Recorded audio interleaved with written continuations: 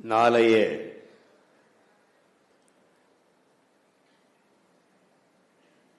என் தமிழ் சமூகத்தை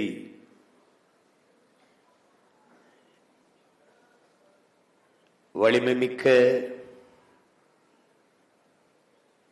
வளமையான எழுச்சிமிக்க ஒரு புரட்சிகரமான சமூகமாக மாற்றி படைக்க காத்திருக்கிற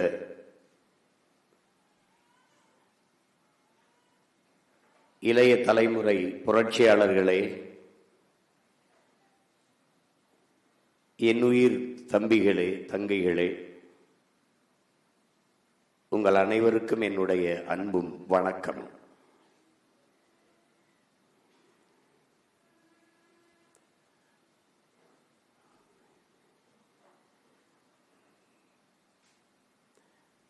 மாசே துங்கவர்கள்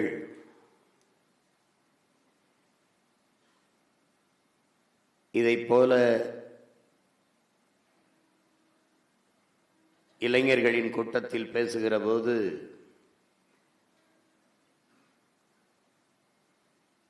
என் அருமை இளைஞர்களே, இந்த நாடு உங்களுடையது, எங்களுடையதும் கூட. ஆனாலும் இந்த நாடு உங்களுடையது என்று சொல்கிறார். அதையே இன்னரும் இளைஞர் பாசறை தம்பி தங்கைகளுக்கு சொல்கிறேன். இந்த நாடு உங்களுடையது. இங்கே பேசிய நம் தம்பிகள் குறிப்பிட்டது போல தாயகத்தின் விடுதலையை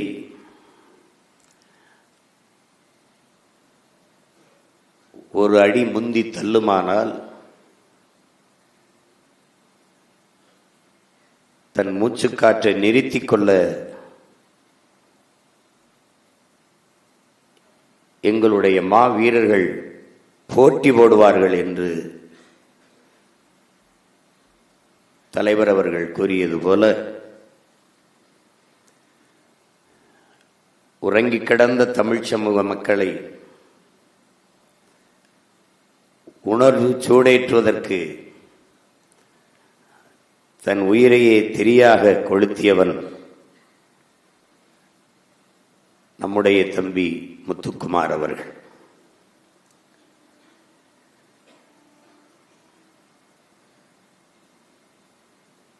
அவனுடைய மூச்சுக்காற்றை சுவாசித்து அவனுடைய லட்சிய கனவை சுமந்து நிற்கிற பிள்ளைகள் நீங்கள்.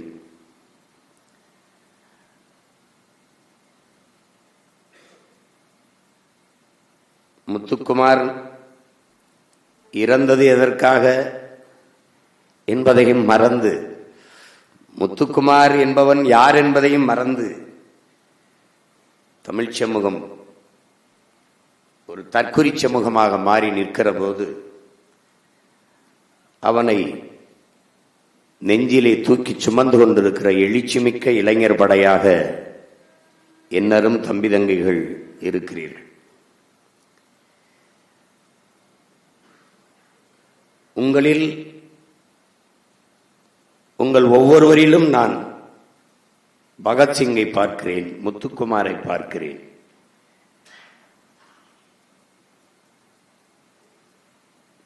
காந்தியிலும் மேலானவன் பகத்சிங்.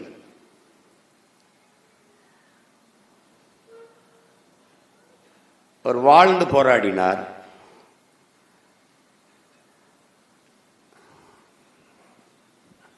தன் வாழ்க்கையே நாட்டின் விடுதலைக்காக தந்தவன் இளைய புரட்சியாளன் பகத்சிங்.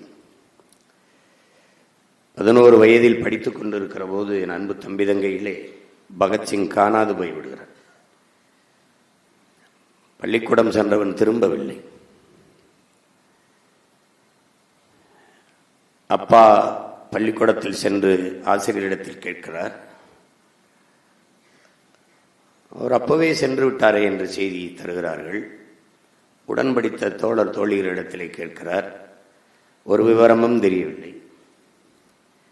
2 நாட்கள் கழித்து பகத்சிங் வீட்டிற்கு திரும்புகிறான். அவனுடைய அன்பு தங்கை அவளோடு காத்திருந்தவள் ஓடி போய் அண்ணனை கட்டிப்பிடித்து அழுகிறார். அவன் ஒரு களையம் வைத்திருக்கிறான். அந்த களையத்தின் மேலே துணியை போட்டு கட்டி இருக்கிறான்.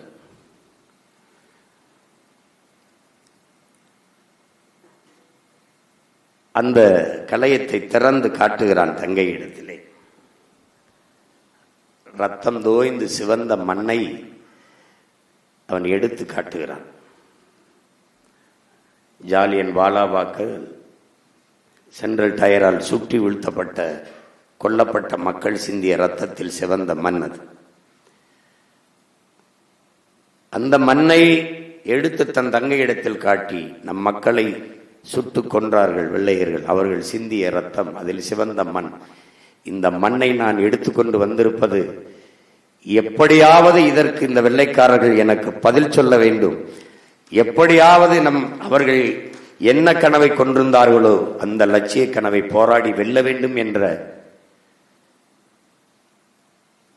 உணர்வுக்காகத்தான் இதை எடுத்துக்கொண்டு வந்திருக்கிறேன் என்று இந்த 11 வயது சிறுவன் தன் தங்கை இடத்தில் எடுத்து காட்டினான்.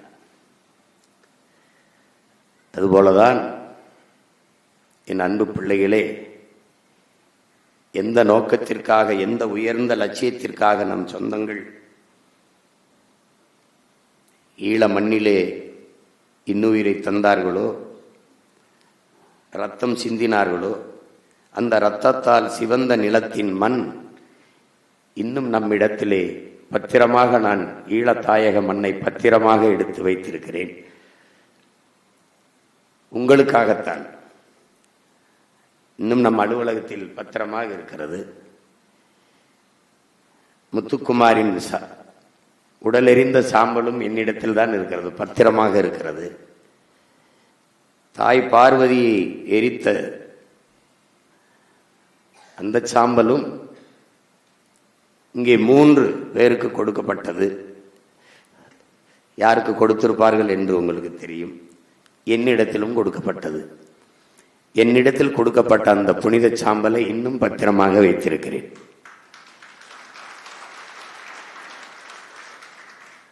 இதை எதற்கு உங்களுக்கு, என் தம்பி தங்கைகளுக்கு கடத்துகிறேன் என்றால், என்றைக்கு இலக்கை தொடுகிறோமோ அன்றைக்கு அந்த சாம்பலை நாம் கரைக்க வேண்டும். என் தம்பிக்கு பெரிய நினைவு இடத்தை எழுப்பி அந்த இடத்திலே அந்த சாம்பலை வைக்க வேண்டும்.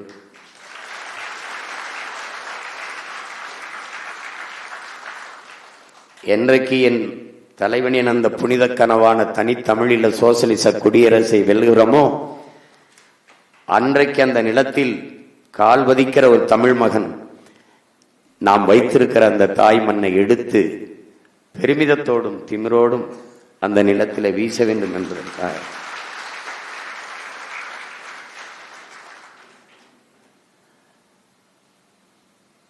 என் அன்பு பிள்ளைகளே, மார்க்ஸ் சொல்லுகிறான், மக்களுக்காக பாடுபடக்கூடிய ஒரு வேலையை நீங்கள் தேர்வு செய்து விட்டால் உங்களுக்கு ஒரு கஷ்டமும் இல்லை என்கிறார். அதனால் உங்களுக்கு இனி ஒரு கஷ்டமும் இல்லை. நீங்கள் மக்களுக்காக பாடுபடக்கூடிய ஒரு மகத்தான பணியை நீங்கள் தேர்வு செய்து விட்டீர்கள். சாக்ரட்டிஸ் சொல்கிறான், மனிதனை பற்றி சிந்திப்பது மனிதனின் மகத்தான கடமை என்று. அந்த மகத்தான கடமையை நீங்கள் ஒவ்வொருவரும் செய்து கொண்டிருக்கிறீர்கள்.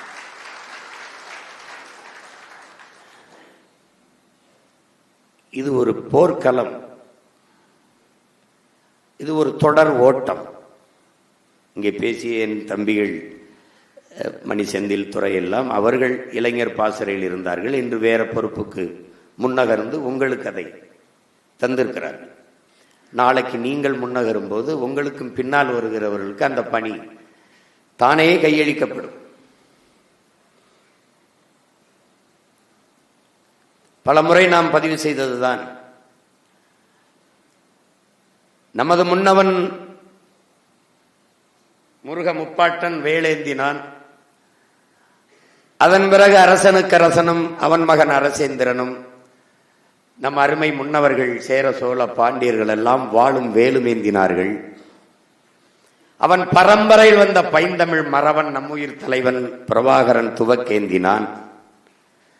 அவன் பிள்ளைகள் நாம் ஆகப்பெரிய ஆயுதமான அறிவாயுதம் ஏந்துகிறோம்.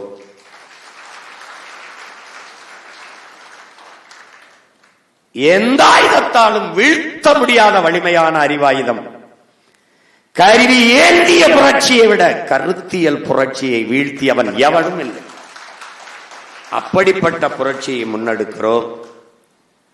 காலம் ஒவ்வொரு காலகட்டத்திலும் ஒவ்வொரு கருவிகளை நம்மவர்களுக்கு கையளித்திருக்கிறது, நமக்கும் கையளித்திருக்கிறது. ஆனாலும் என்னரும் உடன் பிறந்தார்களே, நம் இலக்கு ஒன்றுதான், இனத்தின் விடுதலை.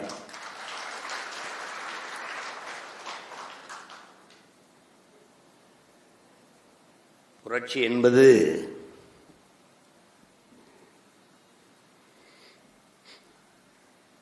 ஒரு தலைவனுக்காகவோ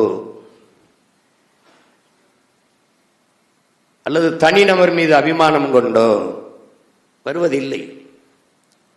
அது உயர்ந்த நோக்கத்தின் கொள்கையின் அடிப்படையிலேயே பூக்கிறது அந்த புரட்சி என்கிறான் பிடல் காஸ்ட்ரோ. அப்படித்தான் நீங்கள் உயர்ந்த நோக்கத்திற்கான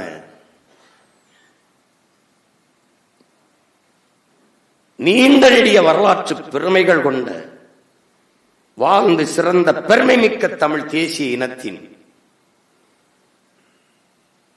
உணர்வை இழந்து, உரிமைகளை இழந்து, சொந்த தாய் நிலத்திலேயே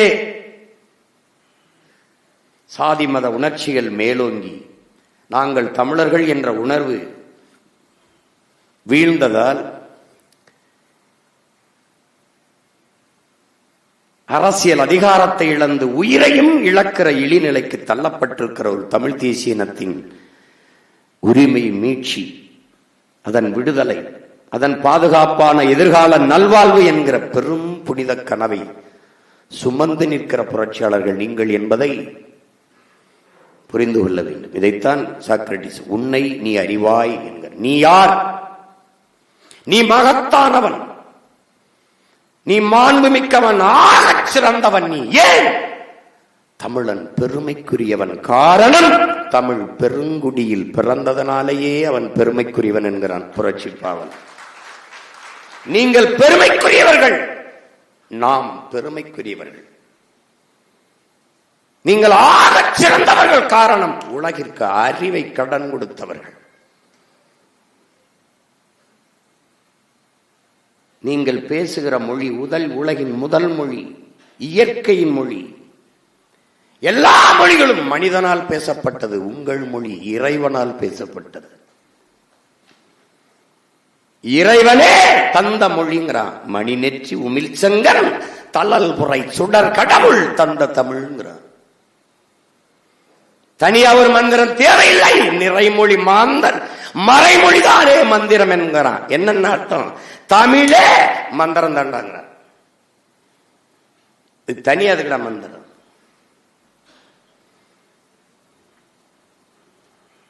இல்லை என்றால் அவையே உன் தமிழ் அள்ளி பருகவே நான் வந்தேன் என்று முருக பெரும்பாட்டன் சொல்லியிருக்க மாட்டான். நக்கீரா உன் தமிழோடு சற்று விளையாடவே நான் வந்தேன் என்று ஈசன் சொல்லியிருக்க மாட்டான்.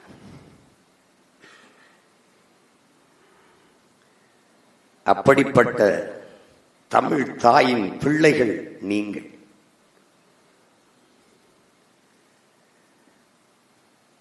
உலகை பேரன்பு கொண்டு நேசித்த பேரன்பின் தாய் தமிழ், அதன் பிள்ளைகள் நீங்கள்.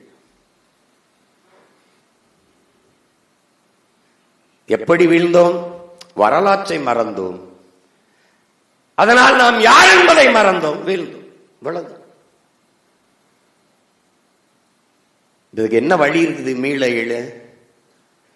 தமிழ் மீட்சிதான் தமிழர் எழுச்சி. தேவனைய பாவாணர் தாத்தா தமிழ் மீட்சி வரணும். அதுக்கு வழி தமிழன் ஆட்சி வரணும். அதான் வழி, வேற வழி கிடையாது.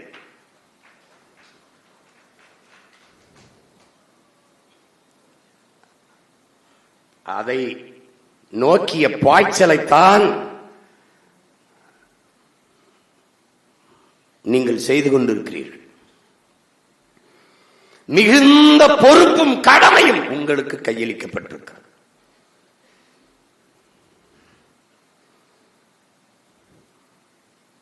அதிலேதான் வருங்கால தலைமுறை பிள்ளைகளின் வாழ்க்கை ஒப்படைக்கப்பட்டிருக்கிறது. அதில் தான் அடங்கி இருக்கிறது. என்னரும் தம்பி தங்கைகளே, நீங்கள் நிற்கிற நிலையை ஒரு நொடி எண்ணி பாருங்கள். நஞ்சில்லாத உணவு அதுவே நம் கனவு என்கிறார் நம்முடைய பெரிய தகப்பன் அப்பா நம்மாழ்வார் அவர்கள். ஏன் அந்த அதை சொல்ல வேண்டிய தேவை வருகிறது? உணவு நஞ்சாய் இருக்கிறது. ஏன் பிறக்கும் குழந்தை புற்றுநோயோட பிறக்கிறது? ஏன் தாய்ப்பால் நஞ்சாக இருக்கிறது? தாய்ப்பால் ஏன் நஞ்சானது? அவள் உண்ட உணவு நஞ்சா இருக்கிறது.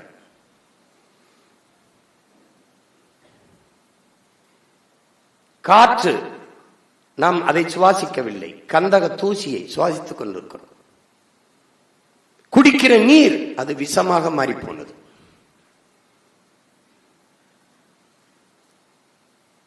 வாழ்வதற்கு ஒரு வாய்ப்பில்லாத பூமியாக இது மாற்றப்பட்டுக் கொண்டிருக்கிறது. அந்த பூமியில் உங்கள் சந்ததியினரை விட்டு விட்டு செல்ல போகிறீர்களா? இதுதான் நமக்கு முன்னால் இருக்கிற கேள்வி.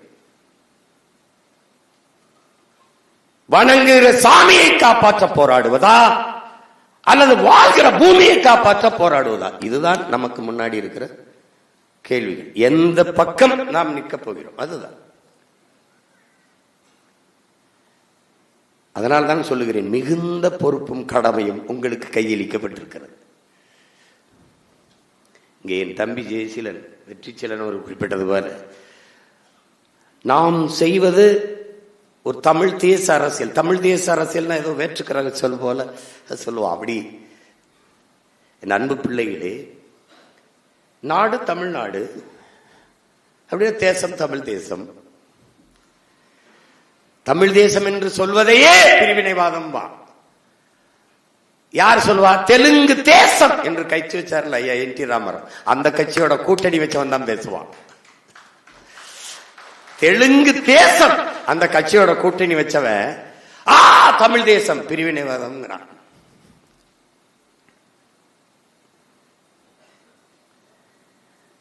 தேசம் தமிழ் தேசம். இங்கு வாழ்கிற மக்களின் மொழி, கலை, இலக்கியம், பண்பாடு, வழிபாடு, தொன்று தொட்ட வேளாண்மை, நீர்வளம், நிலவளம், கடல் வளம், மலைவளம், காட்டு வளம், மண் வளம், மணல் வளம் எல்லாவற்றையும் காப்பது. கல்வி, கல்விக்கேற்ற வேலை, வேலைக்கேற்ற சம்பளம், அதை கொண்டு வாழ்கிற பெருமைமிக்க வாழ்வு. தொழில் வளர்ச்சி, பொருளாதார மேம்பாடு, பெண்ணிய உரிமை, இதையெல்லாம் காப்பது. இதற்கெல்லாம் ஒரு அரசியல், அந்த அரசியல் தமிழ் தேச அரசியல். அவ்வளவுதான். உன் கனவு எங்கள் திருநாட்டில் எங்கள் நல்ல ஆட்சியே. இவ்வளவுதான். கொள்கை என்ன, கோட்பாடு என்ன, ஒரே இதுல முடிச்சுட்டா நம்ம தாத்தேன். ரொம்பலாம் நம்ம பிள்ளைய சிரமப்படக்கூடாதுன்னு. அந்த ஆட்சிக்கு பசி, பஞ்சம், ஊழல், லஞ்சம், கொலை, கொள்ளை, சாதிய இழிவு, தீண்டாமை, அடக்குமுறை, ஒடுக்குமுறை, மது, மத போதை, பெண்ணி அடிமைத்தனம், இது ஏதுமற்ற தூய ஒரு தேசம் செய்வோம். மக்கள் புரட்சியால் அதை உறுதி செய்வோம். இதுதான். அதை தான் நம்ம முழக்கமா என்ன சொல்றோம்? புதிய ஒரு தேசம் செய்வோம், மக்கள் புரட்சியால் அதை உறுதி செய்வோம். இதுதான் நமது கனவு. இவ்வளவு பேசுறோம்ல, அதை ஒரே முடிக்கிறார். எங்கள் திருநாட்டில் எங்கள் நல்லாட்சி.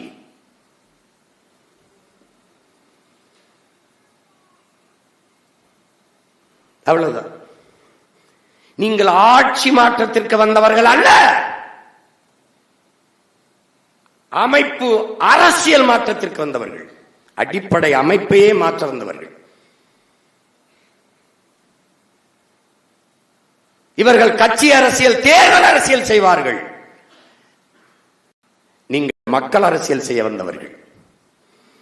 இவர்கள் செய்தி அரசியல், விளம்பர அரசியல் செய்வார்கள். நாம் செயல் அரசியல், சேவை அரசியல் செய்ய வந்தவர்கள். வேறுபாடு நிறைய இருக்கிறது. உங்களுக்குள் ஒரு திமிர் இருக்கணும். ஒரு நேர்மையாளனால் மட்டும்தான் திமிரோடு இருக்க முடியுங்கிறான்.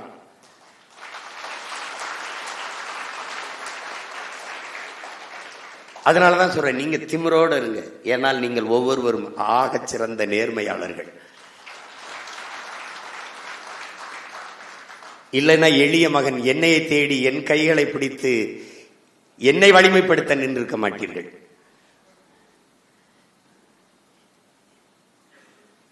ஏன் நீங்கள் நேர்மையாளர்கள்? ஏன் நீங்கள் சிறந்தவர்கள்?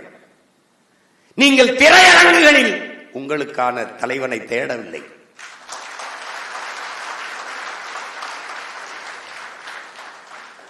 பொழுதுபோக்கு தளத்தில் உங்களுக்கான தலைவனை தேடாமல் போராட்ட களத்தில் உங்களுக்கான தலைவனை தேடியதால் நீங்கள் சிறந்தவர்கள், நேர்மையாளர்.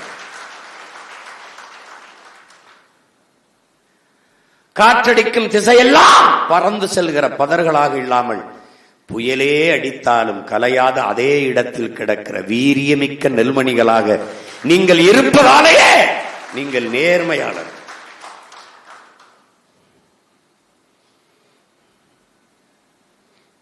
என்னரும் தம்பி தங்கைகளே, நீங்கள் இருப்பாய் தமிழா நெருப்பாய் என்று உணர்ச்சி பாவலர் அண்ணன் காசி ஆனந்தன் சொன்னது போல ஒரு நெருப்பை போல நீங்கள் இருக்க வேண்டும். தம்பி ஹிம்லர் கூட அதுதான் குறிப்பிட்டார். தொடங்கும் போது ஒருவர் 10ஆவும் 10 100ஆவும் பகைவர் நடுங்கும் படையாவும் என்ற கோட்பாட்டை முன்வைத்தேன். நான் கட்சியில் இருக்கிறேன், மகிழ்ச்சி. என்னால் எத்தனை பேர் கட்சியில் இருக்கான், அது வளர்ச்சி. அப்ப என்ன செய்யணும்? நெருப்பாக மாற வேண்டும். ஏன்? எதனோடு நெருப்பு சேருகிறதோ அதை தன்னியல்புக்கு மாற்றும். அப்ப இன விடுதலை களத்திலே நீங்கள் ஒவ்வொருவரும் பெரும் நெருப்பாக பற்றி பற்றி பரவணும். நம் நோக்கம் என்ன? நம்முடைய அரசியல் என்ன?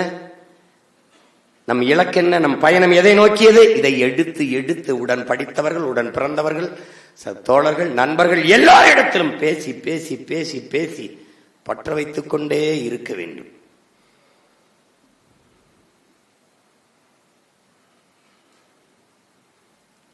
அந்த நெருப்பு தான் புரட்சி தீயாக பற்றி பரவும்.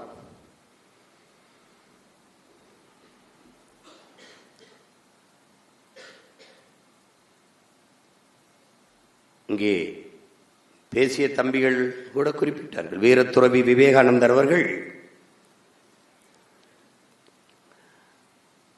என்ன சொல்கிறார்கள் என்றால், நேர்மை என்று அந்த வார்த்தையை போடல, முழுமையான நேர்மை, அது ரொம்ப முக்கியம். அதுக்கப்புறம் புனிதம் என்ற ஒரு வார்த்தையை சொல்றாங்க. முழுமையான நேர்மை, புனிதம், எதையும் எளிதில் வென்று முடிக்கக்கூடிய ஆற்றல் பெற்ற இளைஞர்கள். 50 பேர் இருந்தால் போதும், இந்த உலகத்தையே புரட்சிகர மாறுதலுக்கு கொண்டு வந்து விட முடியும்.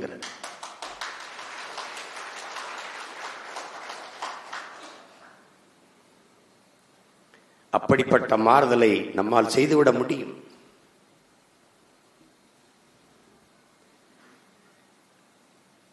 ஒரு எளிய மகன் சீமானால் இவ்வளவு பெரிய தாக்கத்தை ஏற்படுத்தி இத்தனை ஆயிரக்கணக்கான இளைஞர்களை திரட்ட முடியும் என்றால், நீங்கள் ஒவ்வொருவரும் நீங்கள் சீமானாக மாறினால் என்ன ஆகும் என்று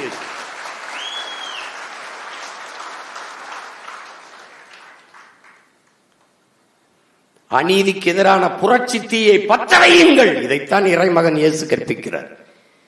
அநீதிக்கு எதிரான புரட்சி தீயை பற்ற வைக்கிறேன், நான் இந்த பூமிக்கு வந்தேன் என்கிறார்.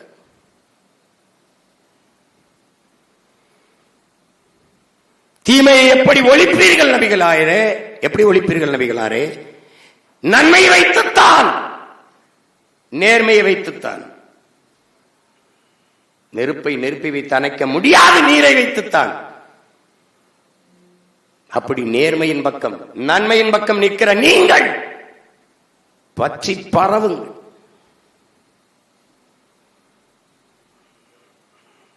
தம்பி துறை குறிப்பிட்டது பாரு, நம் இலக்கு என் வாக்ககத்தில் வெற்றி வாக்கு, அவ்வளவுதான். அங்க போயிட்டு அண்ணன் அவரு சேர்க்கலாம், எவரு எப்படி, உன்னுடைய கனவு நாட்டை வெல்லணும்.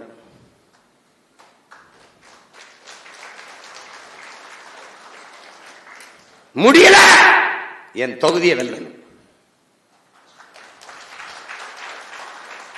முடியல, என் பூத்துல நான் வெல்லணும், என் வாக்ககத்தை நான் வெல்லணும். இதுதான் ஒவ்வொரு வீரனுக்கும் இலக்காகும். என் வாக்ககத்துல எந்த கொம்பனால அங்க வாக்கு எண்ணும் போது நாம் தமிழர் கட்சி முன்னிலை என்று வரணும். அவ்வளவுதான்.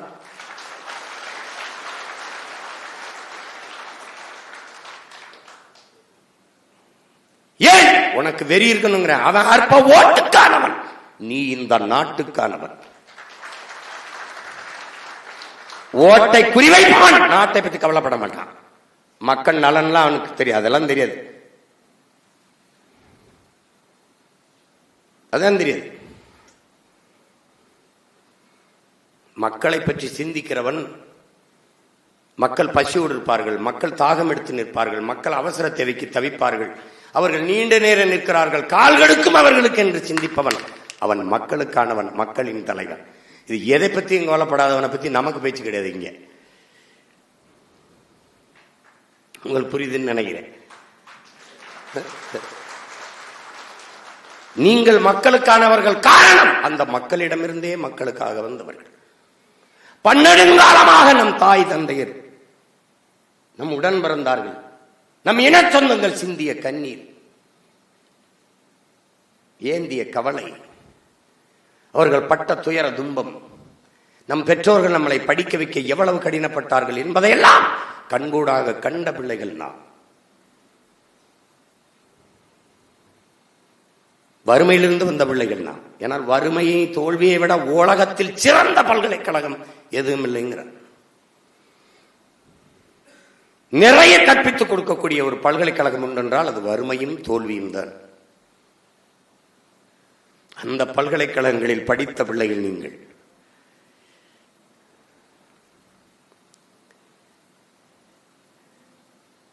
அதனால் இந்த இலக்கை குறிவைத்து என்னரும் தம்பி தங்கைகள் களத்தில் நிற்கணும்.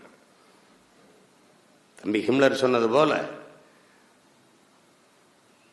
26 தேர்தலில் இளைஞர்களுக்கு அதிக வாய்ப்பை நாம் கொடுக்கிறோம்.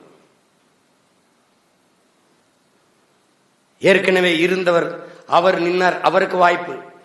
இது திராவிட கழகங்கள், திராவிட இயக்கங்கள்ல பிறந்திலிருந்து சாகிற வரை ஒரே ஒருத்தனை அங்கேயே நிக்கிறதுக்கு வந்து அது அப்படி இல்லை.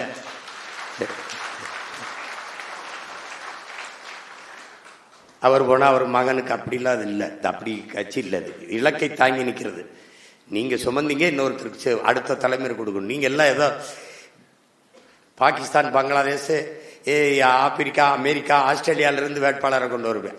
பக்கத்து வீட்டுல இருந்து தான் கொண்டு வருது, அண்ணன் தம்பியை தான் கொண்டு வந்து நிறுத்துது. உனக்கு இல்லைன்னா அந்த வாய்ப்பு இன்னும் இருக்கு. அவர் செய்யறார், தம்பி செய்யறார், தம்பிக்கு கூட நிக்க வேண்டியது, தங்கச்சி கூட நிக்க வேண்டியது நம் பிறவி கடமை. அப்படிதான் செய்யணும். தேர்தலில் நிக்க வாய்ப்பு கொடுத்தா வேலை செய்வேன், இல்லைன்னா வெளியில போயிருவேன். அப்படின்னா என்னை மாதிரி மகிழ்ச்சி அடையவே வேணும் கிடையாது. என்ன நினைப்பேன் தொலைஞ்சான் துரோகி. எப்படி நினைப்பேன்? தொலைஞ்சான் துரோகின்னு. இதை கொடுத்தால்தான், இந்த பொறுப்பை தந்தால்தான் என்று சொல்பவன் இந்த படைக்கு பொருத்தமானவன் அல்ல.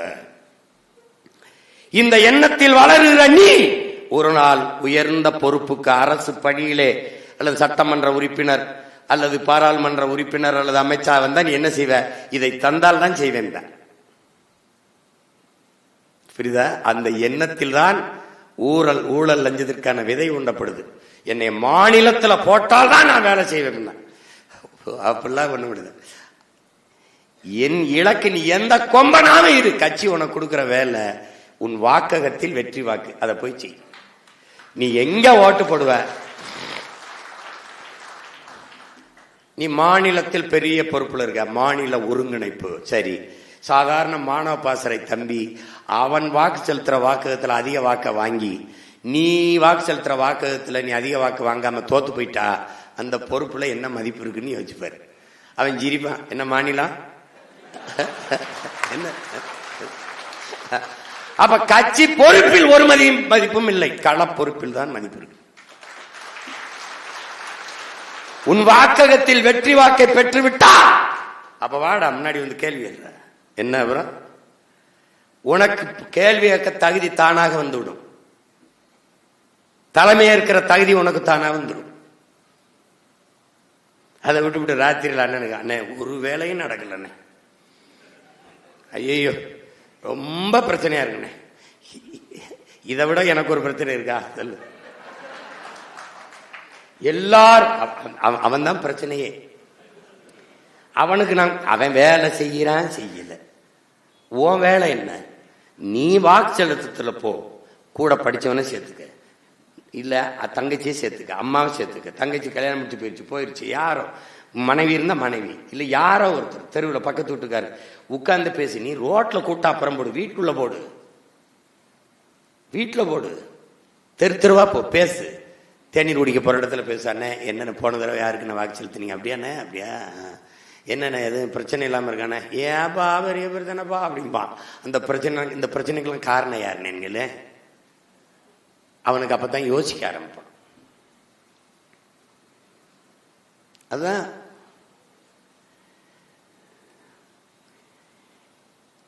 நீ மக்களுக்கான பிரச்சனை, அந்த பிரச்சனைக்கான காரணத்தை நீ சிந்திக்க தொடங்கிவிட்டால் அன்றிருந்தான்னா நீ வாழ தொடங்குகிறாய்ங்கிறான். நீ அன்னைக்குதான் வாழவே ஆரம்பிக்கிற. நீ அப்ப நீங்க செய்து கொண்டிருக்கிற வேலை சாதாரண வேலையில் ஒரு கட்சி, அந்த கட்சியில நாம இளைஞர் பாசல் இருக்கோம், மாணவர் பாசல் இருக்கோம், இல்ல குருதி கொடையில் இருக்கோம், சுற்றுச்சூழல் இருக்கோம், அது இல்ல. ஒரு தேசியனத்தின் விடுதலை, அந்த அரசியல் படையில் நான் மிகப்பெரிய மிகச்சிறந்த தளபதியாக இருக்கிறேன் என்கிற பெருமிதம் திமிரு.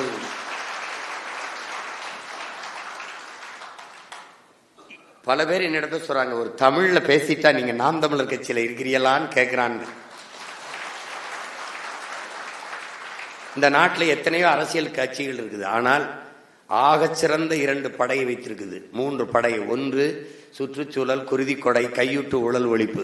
இது 2ஐயும் படைப்பிரிவா வச்சிருக்கிற ஒரு அரசியல் இயக்கம் நாம் தமிழர் கட்சி தான். சூழலை பற்றி கவலைப்பட, மரக்கண்டுகளை நட, சுற்றுச்சூழலுக்கு பாதிப்பு வரும் என்றால் அங்கு போய் போராட்ட களத்தில் நின்று அதை தடுக்க, குருதி கொடை கொடுக்கும் தமிழர் படை என்று பல லட்சக்கணக்கான அழகு யூனிட் ரத்தத்தை கொடுத்து சாதியை ஏற்றதாழ்வற்ற சமத்துவம் எங்க நடக்குது? குருதி கொடுக்கறதுல தான் இருக்குது. ஏன்னா மருத்துவமனையில் படுத்துக்கிட்டு அந்த ரத்தம் எந்த சாதிக்கிற பேர் ரத்தம் சாமி, அதை பார்த்து ஏன் சாதியா இருந்தா ஏத்துங்கன்னு எவனும் சொல்றதில்லை. எதையும் சட்னி ஏற்றி காப்பாத்துங்கன்னு தான் சொல்லுவான். அதனாலதான் அதை நாங்க செய்யறோம். ஏன்னா சாதிக்கு ரத்த வெறி உண்டு, ரத்தத்துக்கு சாதி வெறி கிடையாது. அதனாலதான் நம்ம பிள்ளைகளுக்கு படிப்பிக்கிறோம், நாங்க சாதி பார்த்து பழக மாட்டோம், சாதி பார்க்கிறவனோட பழகவே மாட்டோம். எங்களுக்கு சாதி தீண்டாமை கிடையாது, சாதியே தீண்டாமை தான். புரியுது? ஆனவ கொலை பண்ணிடுறான். நான் போய் சொன்னேன், ஏய் சாதிக்கு கொலை பண்ணாதரா, சாதியை கொலை பண்றா, தயவு செய்து சாதியை கொலை பண்ணுங்கடா. அற்ப சாதி மதத்தை கூட கடக்க முடியாத நீ எதையும் கடந்து போய் வெல்ல முடியாது, எந்த இலக்கையும் தொட முடியாது. இந்த தமிழ் சமூகம் தாழ்ந்து விழுந்ததுக்கு பெரிய 2 வில்லன் இருக்கான, பெரிய 2 காரணம் இதுதான். இது 2 தான். அதான் தன்னின பகைன்னு நம்ம முன்னோர்கள் சொல்றாங்க. தன்னைத்தானே தாழ்த்தி வீழ்த்தும் அது. அதை என்னரும் தம்பி தங்கைகள் கடந்து வரணும். அது அழுக்கு, அதை அப்படியே தூக்கிட்டே அலையக்கூடாது. அது சிந்தனையில் படிஞ்சிருக்கிற அழுக்கு. தமிழ் ஒரு பேரன்பின் தாய். அந்த தாயின் பிள்ளைகளுக்குள்ளேயே அன்பு இல்லைன்னா அவ எப்படி அந்த இனம் மேம்பட்டு வாழுங்கிறத என்னரும் தம்பி தங்கைகள் சிந்திச்சு பார்க்கணும். இதெல்லாம் என் தம்பி இதெல்லாம் சொல்றான், வெற்றி செல்லன், மணி செந்தில்லாம் அண்ணன் எங்களை அப்படி இப்படிலாம். எனக்கு இப்பவும் அவரை பார்த்தாலே ஒரு வியப்பா தான் இருக்கு. இத்தனை கூட்டத்துக்குள்ள நம்மளை எப்படா தூக்கிட்டு போனாப்புல அடையாளம் கண்டு அப்படின்னு. இது உங்களை மாதிரி தானே, நானும் எல்லாரும் மாதிரி தான் பேசிட்டு இருந்தேன். ஈழத்தை ஆதரிச்சேன், ஈழத்தை இது பண்ண எல்லாரும் கூட தான் பேசிட்டு இருந்தேன். இந்த கூட்டத்துக்குள்ள இவன் தான் சரியான ஆள்னு எப்படி கூட்டிட்டு போனாரு, அதுதான் இன்னைக்கும் வியப்பா இருக்கும். நீங்க எல்லாம் என்னை சொல்லும் போது எனக்கு கண்ணீரா வரும். அவரை தான் நினைப்பேன். அவர் சொல்றத பார்க்கும்போது இது எப்படி இந்த வேலைக்கு நம்ம பொருத்தமா இருப்போம், அது எப்படி சரியா இருக்கும், நம்மளை போய் இதை செய்ய சொல்றாரு அப்படின்னு. அதை நான் அடிக்கடி சொல்லுவேன்ல, அண்ணே நான் என் வீட்டு வாலி கிணத்துல விழுந்துருச்சுந்தாண்டா எடுக்கிறதுக்கு குதிச்சே, மூலிகை போகும்போதானே தெரியுது என் பரம்பரையே மூலிகை கிடக்குன்ட்டு. அப்ப வழி இல்லாம சரி இறங்கிட்டோம் அடிச்சிருவோம் அப்படின்னு. அதனால எப்பவுமே நம்முடைய தலைவர் நமக்கு வியப்பு. நீங்க நாமெல்லாம் ஒரு பெருமிதம் திமிரும் நமக்கு இருக்குன்னா உலகத்தில் எந்த இனத்திற்கும் கிடைக்காத தலைவன் நமக்கு கிடைத்திருக்கான். அப்படிப்பட்ட ஒரு தலைவன் கிடைச்சிருக்கான். தத்துவம்லாம் தனியா தேடாத, அவனே ஒரு தத்துவம் தான். அவன் தத்துவமாகவே வாழ்ந்தவன். அவன் வாழ்க்கையே நமக்கு ஒரு வரலாறு, அதுவே வழிகாட்டும். என்னரும் பிள்ளைகளே, நம் பாட்டன் பாரதி ஒளிபடைத்த கன்னி நாய் உறுதி கொண்ட நெஞ்சி நாய்ங்கிறான். எதுக்கு இளைஞர்களை நீங்க நல்லா யோசிச்சு பாருங்க. ஐயா அப்துல் கலாம் எண்ணற்ற கல்லூரிகளில் பள்ளிக்கூடங்களில் சென்று மாணவ பிள்ளைகள்கிட்ட பேசினாங்க. அவங்க ஏன் இந்த பாராளுமன்ற உறுப்பினர்கள் சட்டமன்ற உறுப்பினர்கள் கொடுங்க, அமைச்சர் பெருமக்களை தாங்க, நான் அவங்க கிட்ட கொஞ்சம் பேசணும்னு சொல்லல. அவருக்கு தெரியும் அது பதரா ஆயிருச்சு. பதருக்குள் நெல்மணியை தேடுவதை விட நாமே உழுது விதைச்சு நல்ல நெல்மணிகளை அறுவடை செய்து கொள்வது மேல். அததான் யார் செய்யறா? உங்கள் முன்னவன் செய்துட்டு இருக்கேன். நான் போய் அந்த கட்சியிலிருந்து 4 பேரை இழுக்கிறது, இந்த கட்சியிலிருந்து திமிரோட நிக்கிறேன்னா காரணம் என்ன? இது நான் விதைச்சு வளர்த்த மணி, அறுவடை செய்த நெல்மணி. அன்பு பிள்ளைகளே, நாம் பெற்றிருக்கிற ஒவ்வொரு வாக்கும் உலகத்தை எந்த கொம்பனாலும் தொட முடியாத மிக மதிப்பு மிக்க வாக்குகள். விலை உயர்ந்த வாக்கை பெற்றவன் நாம் தான். பல்வேறு நாடுகளில் பரவி வாழக்கூடிய நம் உடன் பிறந்தார்கள் ₹1,00,000 மேலே செலவு பண்ணி ஒத்தை வாக்கை செலுத்தி விட்டு செல்கிறார்கள் என்றால் எவ்வளவு மதிப்புமிக்க வாக்கு. பணத்திற்கு இல்லாது தான் பிறந்த இனத்திற்கு மக்கள் செலுத்தியிருக்கிறார்கள் என்றால் மிகவும் மதிப்புமிக்க வாக்கு. காசுக்கு இல்லாத எளிய பிள்ளைகள் முன்வைத்த கருத்திற்கு வாக்கை செலுத்தியிருக்கிறார்கள் என்றால் மிகவும் மிகவும் மதிப்பு மிக்கது.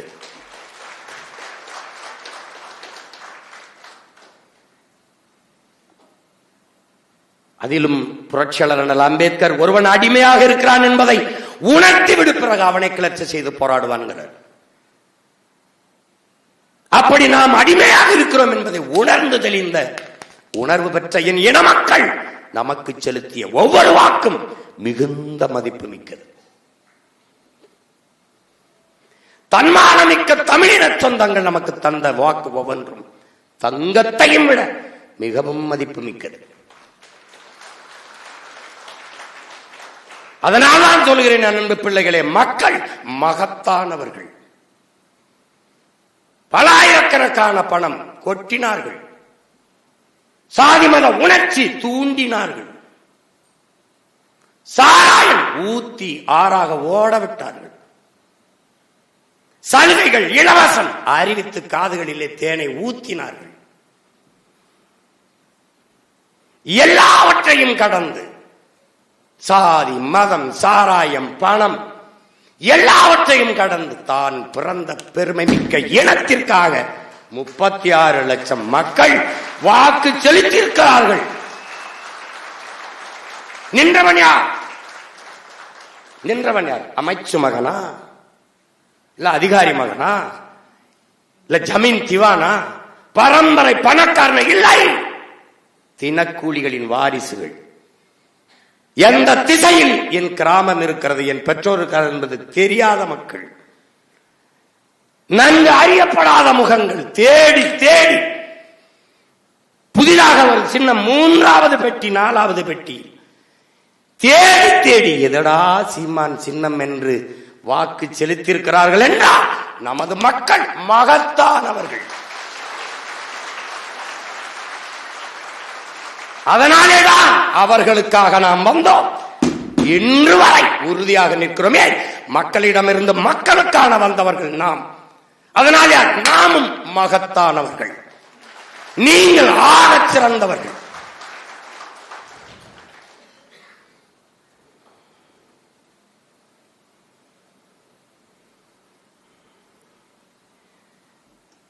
அன்பு பிள்ளைகளே, ஒரு தேசம் திரையரங்குகளில் கூடுகிற கூட்டம் குறைந்து, கேளிக்கையில் பொழுதுபோக்கில் நாட்டம் குறைந்து, அறிவு தேடலில் நூலகங்களில் கூட்டம் கூடுமானால் அது அறிவை தேடி ஓடுகிறது. அண்ணலா அம்பேத்கர் அறிவை தேடி ஓடுங்கள், நாளைய வரலாறு உங்கள் நிழலை தேடி ஓடி வருங்கிறது. சொல்லுவதற்கு அவர் யார்? ஏன் அவர் ஓடியவர். படுக்கிற இடம் கூட படிக்கிற இடத்திற்கு பக்கத்தில் இருக்க வேண்டும் என்று நூலகம் இருக்கிற இடத்திற்கு அருகிலேயே அறை எடுத்து தங்கிய அறிஞன் அம்பேத்கர். ஐயா, இறை என்பது 10,000 மைல் பயணத்தில் எழுதியிருக்காரு, தொடக்கத்தில் எழுதியிருக்காரு. என்னுடன் வந்தவனே எடுத்தவனே எழுதியிருக்கார். சீன பொன்மொழி, ஒரு மனிதன் தன் வாழ்நாளில் 10,000 மைல் பயணித்திருக்க வேண்டும், 10,000 புத்தகங்களாவது படித்திருக்க வேண்டும். இது எதுக்கு சொல்றேன்? நீங்கள் படிக்க வேண்டும் என்பதற்காக சொல்றேன்.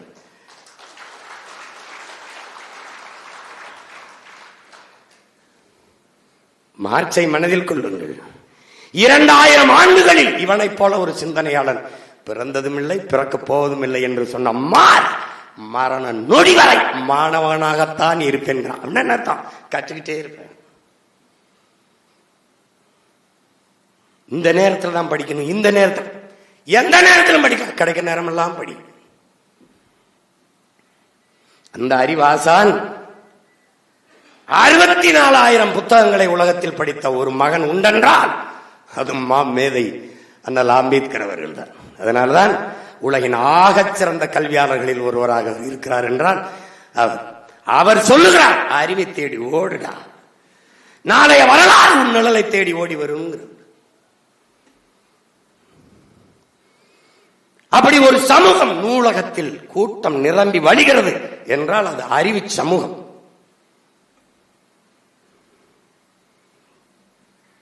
சென்னை மத்திய சிறையிலே இடமில்லை, 100 ஏக்கரில் புழலிலே சிறை கட்டுவோம் என்றால் குற்றச் சமூகம்.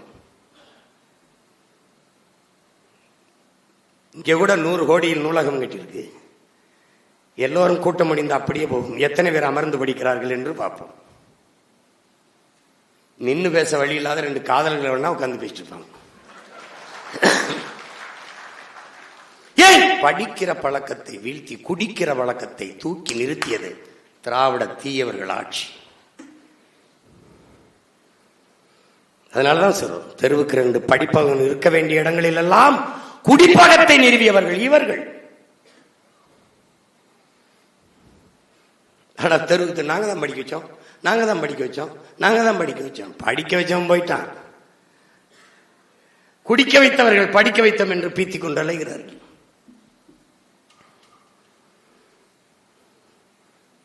பழச்சாறு கடை, கரும்பு கடை, கரும்புச்சாறு கடை, இளநீர் கடைகளில் கூட்டமில்லாத மதுக்கடைகளில் கூட்டம் இருக்கிறது என்றால் சமூகம் எதை நோக்கி நகர்கிறது? எப்படிப்பட்ட சமூகத்தை கட்டமைக்க நாம் களத்துக்கு வந்திருக்கிறோம்? இதுதான் என் பிள்ளைகளுக்கு முன்னாடி இருக்க போறது. இந்த காலனி, இந்த கடையில் போய் பாருங்கள், காலனி விற்கிற கடை குளிரூட்டப்பட்ட கண்ணாடி மாளிகைக்குள் இருக்கும். வீதிக்கு வந்தால் தெரு ஓரத்திலே உயிர் தேவையான உணவுப் பொருள் கிடக்கும். கீரை, கத்தரிக்காய், வெண்டைக்காய், சொரக்காய், தக்காளி எல்லாம் பாய் அல்லது கோணியை விரித்து ஒரு தாய் உட்கார்ந்து கொண்டு கூறுகட்டி வித்துக் கொண்டிருப்பார்.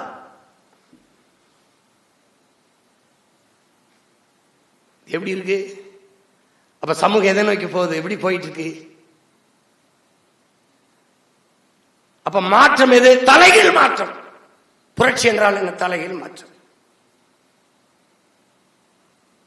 வரலாற்றின் கால சக்கரம் சுழன்று கொண்டேதான் இருக்கிறது என்கிறார் நமது உயிர் தலைவர். தங்கை தாரிகா கூட சொன்னாங்க பாருங்க. இந்த கால சக்கரம் சுழன்று கொண்டே இருக்கிற போது கீழே இருப்பது மேலே வரும், மேலே இருப்பது கீழே வரும். அதைத்தான் நாம் என்ன சார் இன்னைக்கு வீதியில் நின்று கத்திக்கொண்டு போராடி கொண்டிருக்கிற நாம் ஒரு நாள் மேலே வருவோம். மேலே இருக்கிற அவன் ஒரு நாள் வீதிக்கு வருவான். இதற்கு பேர் தான் தலைகீழ் மாற்றம். அப்ப அது இங்க இது அங்கேயுமா தூக்கி வைக்கணும். அப்ப என்ன மாற்றம் வேணும்? பழச்சாறு கடையில கூட்டம், ஐயோ டாஸ்மார்க்க திறந்தா எடுக்கிறான் மக்கள் ஓட்டம். மாறுதல். விடுமுறை நாளா, பள்ளி முடிந்தது, கல்லூரி முடிந்ததா, பிள்ளைகள் அறிவு தேடலில் நூலகத்தில் பிதுங்கி வழிகிறார்கள். அறிவார்ந்த சமூகம். இந்த மாறுதல்களை உருவாக்குவதுதான் உங்களின் வேலை. அதனால்தான் மாற்றம் என்பது சொல் அல்ல செயல் என்று சொல்றோம். நீங்களே அன்பு பிள்ளைகளே, ஆள் மாற்றத்திற்கு, ஆட்சி மாற்றத்திற்கு வந்தவர்கள் அல்ல, ஆட்சி முறை மாற்றத்திற்கு வந்தவர்கள். இந்த ஆளை தூக்கி இந்த ஆளை மாத்துறது, இந்த ஆளை தூக்கி அது இல்ல. என் அன்பு தம்பி தங்கைகளே, ஒரே மண், ஒரே அச்சு. இதில் எவன் உட்கார்ந்து அழுத்தாலும் செங்கல் ஒரே மாதிரி தான் வரும். ஒன்னு அச்ச மாத்தணும், இல்ல மண்ணை மாத்தணும். இப்ப நாம என்ன செய்யறோம்? ரெண்டு மாத்திரம். அப்ப புதிய ஒன்று வரும். அதான் எது? புதிய ஒரு தேசம் செய்வோம். மக்கள் புரட்சியால் அதை உறுதி செய்வோம். இதுக்கு யார் தேவைப்படுது? அதெல்லாம் பாட்டஞ்சான். ஒளி படைத்த கன்னி நாய் வா, உறுதி கொண்ட நெஞ்சி நாய் வா, களிபடைத்த மொழி நாய் யாரு? தமிழ் பிள்ளையே வா, களிபடைத்த மொழி நாய் வா, கடுமை கொண்ட தோழி நாய், வலுவான தோள்களை கொண்டவன் வா. அவனே சொல்றான், உடலினை உறுதி செய்கிறான். உடலினை உறுதி செய் என்பது உயர்ந்து சொன்னவன் ஊன் விரும்பு என்று சொல்லவில்லை, ஊன் மிக விரும்புகிறான். நல்லா சாப்பிடுறான், சாப்பிடுறான், கறி மீன் மாட்டுக்கறி எல்லாம் சாப்பிடுறான். சாப்பிட்டு அடா போடா, உடலினை உறுதி செய். அழகு எது? முகிழ்க்கும் தசையிடை அரும்புவதே அழகுங்கிறான். தமிழ் தென்றல் தெரிவிக்க என்ன சொல்றான்? முகிழ்க்கும் தசையிட கட்டுக்கட்டா இருக்குண்டா, அப்படி மசில்ஸ் அப்படி நிக்கிறோம்டாங்க. அவன் தான்டா அழகு, அதான்டா அழகுங்கிறான். முருகன் ஏன் அழகு? முருகன் என்றால் என்ன? முருகன் என்றால் என்ன? அழகன். அழகன் என்றால் முருகன். காடுகளில் மலைகளில் ஏறி ஏறி ஓடி ஓடி முறுக்கேறி இன்னைக்கெல்லாம் நீ கஷ்டப்பட்டு உருவாக்குற சிக்ஸ் பேக் அன்னைக்கு அப்படி நின்னா, அதனால முருகன். அதனால முருகன் அழகன். நீ இதுக்கு முன்னாடி ஒரு முருகனை கும்பிட்டு இருந்த, பிடிச்சி வச்ச கொலக்கட்ட மாதிரி நின்று வேலை இப்படி வச்சுட்டு சாத்தி வச்சு நின்ன பார்த்திருக்கடா. அவன் பேர நான் வந்தேன், போடுறா பாட்டனை, போடுறா கட்ஸ் சிக்ஸ் பேக் போடுறா, வேலை புறா அது வேலை. இப்ப நீ எங்க பழைய முருகனை காட்டு பார்ப்போம், காட்டு பார்ப்போம். ஏன்? அவன் பேரை நிறுவிட்டேன். இனி எந்த காலத்திலயும் அதை நீ பார்க்க முடியாது. நானே பாக்குறேன், ஒரு பாறை வந்து போயிட்டு இருக்கு, பின்னாடி எங்கால் நின்று என்னை பார்த்து இருக்கிறாள், இல்லடா போயிட்டு வரேன் அப்படின்னு. எவன் நாட்காட்டி அடிச்சாலும், எவன் திருமணத்தை அழைப்பதில் அடிச்சாலும் அங்க எங்கால் தான் இருக்கான். எழுதி வச்சுக்க. இன்னும் 10 ஆண்டுகளில் என் தலைவன் படம் இல்லாத எதுவும் இருக்கு, நிறுவிட்டு தான் போவேன். நான் நிறுவுவேன். அதனால் நான் சொல்றேன், நாங்கள் நினைக்க பிறந்தவர்கள் அல்ல, நிரூபிக்க பிறந்தவர்கள். ஒவ்வொரு சொல்லும் வெற்றி சொல் அல்ல, வெற்றி சொல். வெற்றி சொற்கள் ஒவ்வொன்றும் நடக்கும். என்ன என் பாட்டனும் தாத்தனும் சொன்ன பேரன் சொல்றது நடக்கும். நடக்குதா இல்லையா? என் நம்பி இளந்தமிழ சேர்க்கதான் போடுவான். ஐயோ ஐயோ எங்க அண்ணன் சொல்லிட்டாரே, அவர் சொன்னா நடந்து வேற செய்யுமேம்மா, வருவா. அவர் சொன்னா நடந்துரு வேற செய்யுமேன்னு நான் சொல்லுவேன்ல. அவன் அடிப்பேன், யாரு வட இந்தியா வந்து உன்னை அடிப்பேன், அப்ப எங்க நீ துடிப்ப, அப்ப அடி விழும்பு ஐயோ சீமான் தான் அழுவேன், ஐயோ அம்மாலாம் அழமாட்டேன். நீ என் தாத்தன் பாலை விற்பது போல தண்ணீரை விற்பான்டானாரு. நான் அது மாதிரி காத்த விற்பான்னு நீ நம்பல. இப்ப டெல்லியில எல்லாம் வித்துக்கிட்டு இருக்கான், வந்து கொஞ்ச நேரம் சுவாய்ச்சிட்டு போயிட்டு.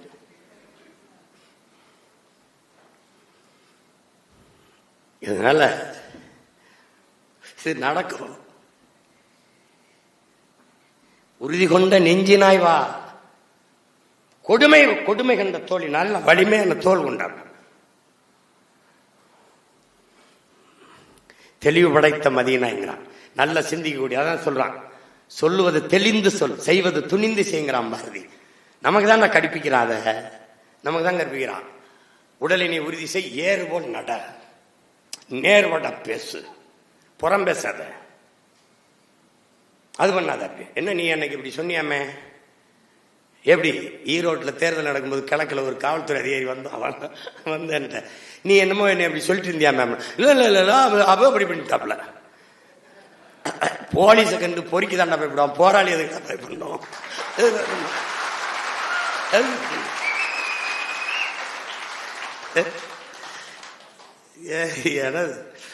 திணறிட்டாப்ல தம்பி உட்கார்ந்துருந்தான்ல, அவர் எதிர்பார்க்கல, ஏதோ சொன்னீங்களாமே அப்படின்னு. அதான் என் பாட்டை என்ன சொல்றான், நேர்வட்ட பேசுறான். கடைசியா நமக்கு ஒண்ணு போட்டான் பாத்தியா, நைய புடை நினைப்பது முடியுங்கிறான். எப்படி சொல்றான், போடா அப்பதான் முடியுங்கிறான். எங்கால கொல்பவன் வெல்வன். இவ்வளவுலாம் தத்துவம் அவர் படிச்சு கிடிச்சு எல்லாம் சொல்லிக்கிட்டு இருக்க மாட்டாப்ல. கொல்பவன் வெல்வன், அவ்வளவுதான். சர்வைவல் ஆஃப் ஃபிட்டஸ்ட், தகுதி உள்ளவை தப்பி பிழைக்கும். தன்னை தற்காத்துக் கொள்ள கூட முடியாதவன் வாழ்வதில் அர்த்தம் இல்லைங்கிறான் டார்வின். நீ இப்ப என்ன தகுதி உள்ளவனா மாற போறியா இல்லையா? மாற போறியா இல்லையா? இதாங்க இருக்கிறது.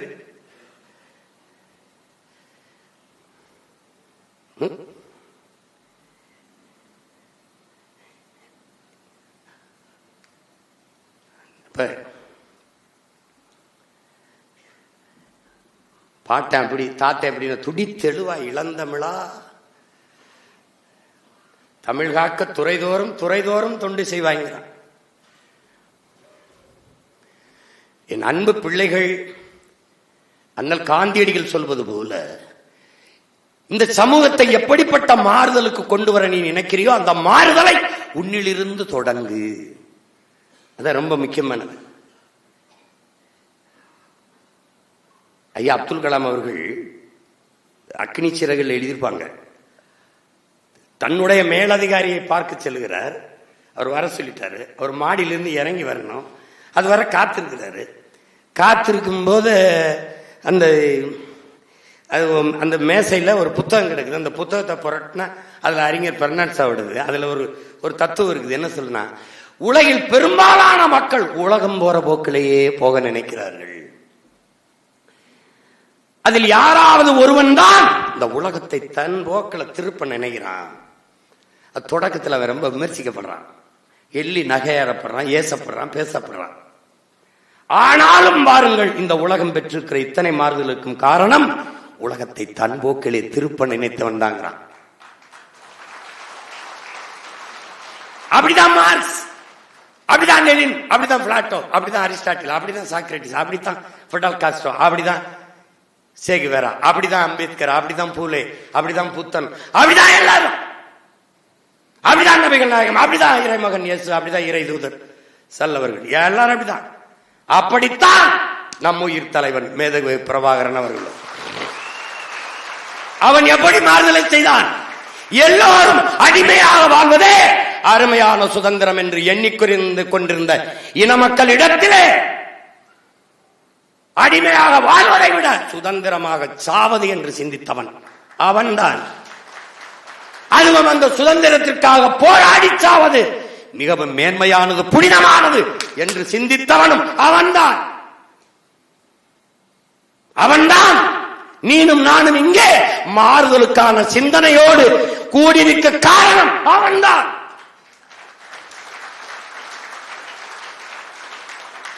உரிமைக்காக உயிரே கொடுக்கலாம் என்று உயிரை கொடுத்த முத்துக்குமாரின் மூத்த விதையும் அவன்தான்.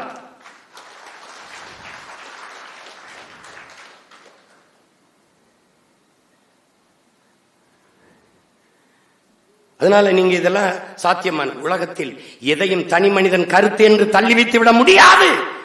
ஏன்? உலகில் இதிகாசங்கள், புராணங்கள், காப்பியங்கள், காவியங்கள், தத்துவங்கள் எல்லாம் தனி ஒரு மனிதனால் சொல்லப்பட்டது. அப்படிதான் மார்க்சியம், அப்படிதான் லெனினியம், அப்படித்தான் எல்லாம்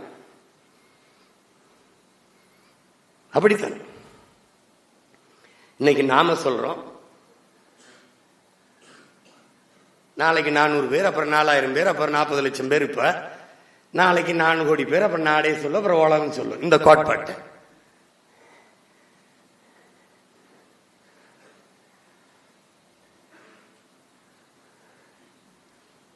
அப்ப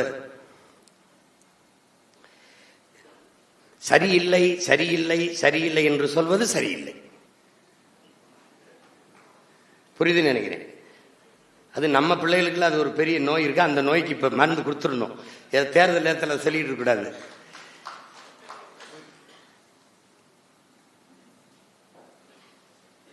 ஏன்னா இந்த நோய் எனக்கு இருந்தது, அதனால நான் சொல்றேன். எனக்கு ஒரு மருத்துவர் இருந்தது, சரி பண்ணாப்ல. இதே மாதிரி தான் தம்பிகள் மாதிரி நான் அப்ப 17 வருஷம் ஆயிடுச்சு இல்ல, போயிட்டு வந்துட்டு அவங்க சரியில்லை. அண்ணன் நம்மளை ரொம்ப மகிழ்ச்சியா பாராட்டுவாரு, நல்லா தெரிஞ்சுக்கிட்டு சொல்றாப்புல தம்பி அப்படின்ட்டு.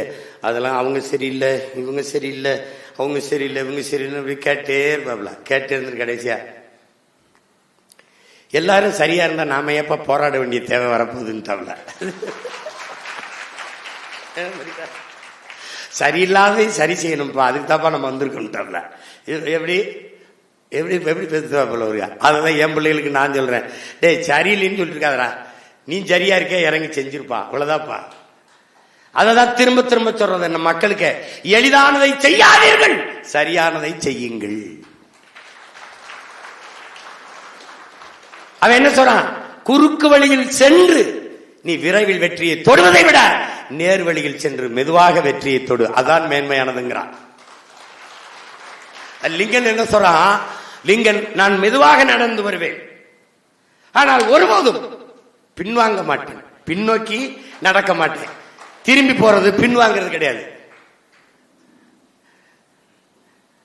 நம்ம எல்லாத்துக்கும் எதிர்த்து பேசுறதுல நம்ம பதுங்கிட்டு அப்படி அமைதியா இருக்கிறது, அப்படி இது பண்றது, இதெல்லாம் பயன் இல்லை. என் உடன் பிறந்தார்களே சொல்லுங்க எல்லாருக்கும், நாங்க பயந்துகிட்டு பேசாம இல்ல இல்லையா.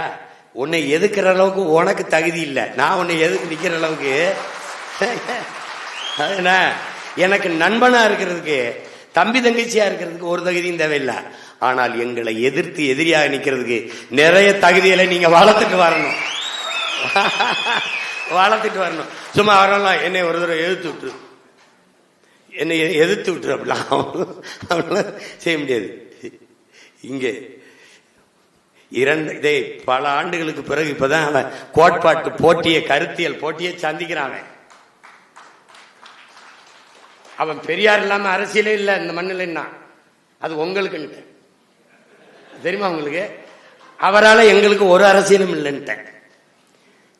நீ பெரிய புரட்சியாளன்டா, உலகத்துல தடை செஞ்சுட்டான்டா. தலைவர் பிரபாகரன் சொன்னா சிறைடா, போட்டு போட்டு பார்த்து சோர்வடைய வச்சன பத்தியா, நீ அடிச்சு அடிச்சு அடிச்சவனே டயர்டானது பத்தியா தம்பி. அதனால அடிச்ச கைப்புள்ளையே அப்படின்னா அடிவான அந்த கதையா அடிச்சு சொன்னான். சிறையில போட்டு போட்டு போட்டு போட்டு இதுக்கு மேல இவனை என்ன செய்யறது, விடுப்பா போயா போயா அப்படின்னு.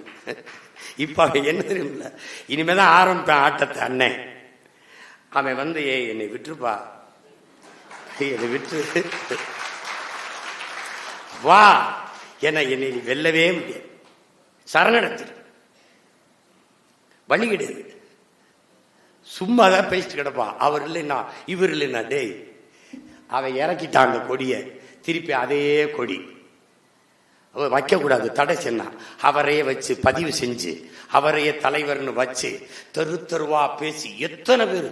அவரை மட்டும் நீங்க விட்டீங்கன்னா இன்னும் உங்களுக்கு நிறைய ஓட்டு விடும். அந்த ஓட்டு வேணாம். அந்த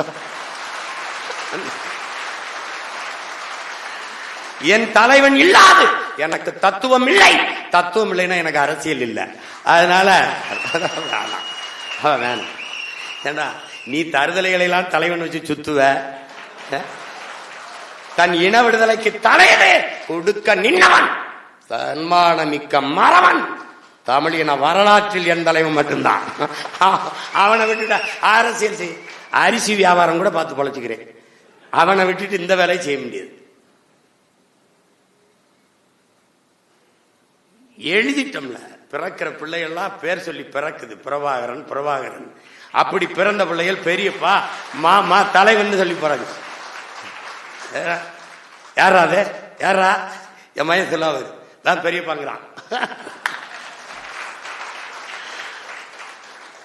அதெல்லாம் காலத்தை மாற்றி கொண்டிருக்கிறோம்.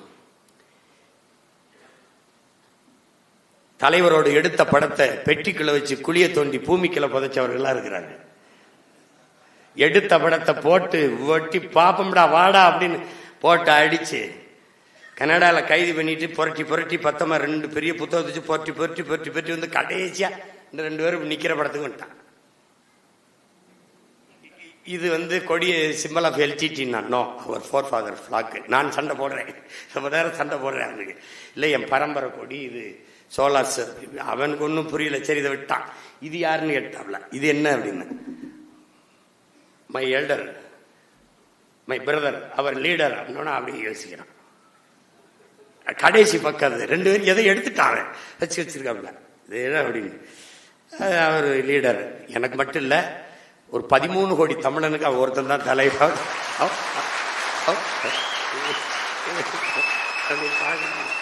அப்படியே பார்க்குறாப்ல. அவனுக்கு என்ன பண்றதுன்னு தெரியல. கடைசியா ஒன்று சொல்லுவான், என் பிடிவாத என்னுடைய சொல்வது ஆல் தி பெஸ்ட்,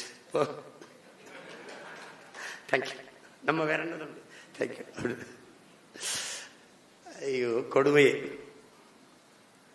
அதனால என் அன்பு பிள்ளைகளுக்கு ஒன்று சொல்வேன், சரியில்லை சரியில்லை என்று சொல்லாதீர்கள்.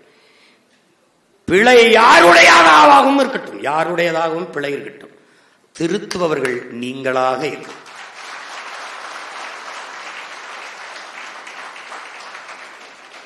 நீங்கள் மகத்தானவர்கள், நீங்கள் மாபெரும் மனிதர்களாக வளர்கிறீர்கள்.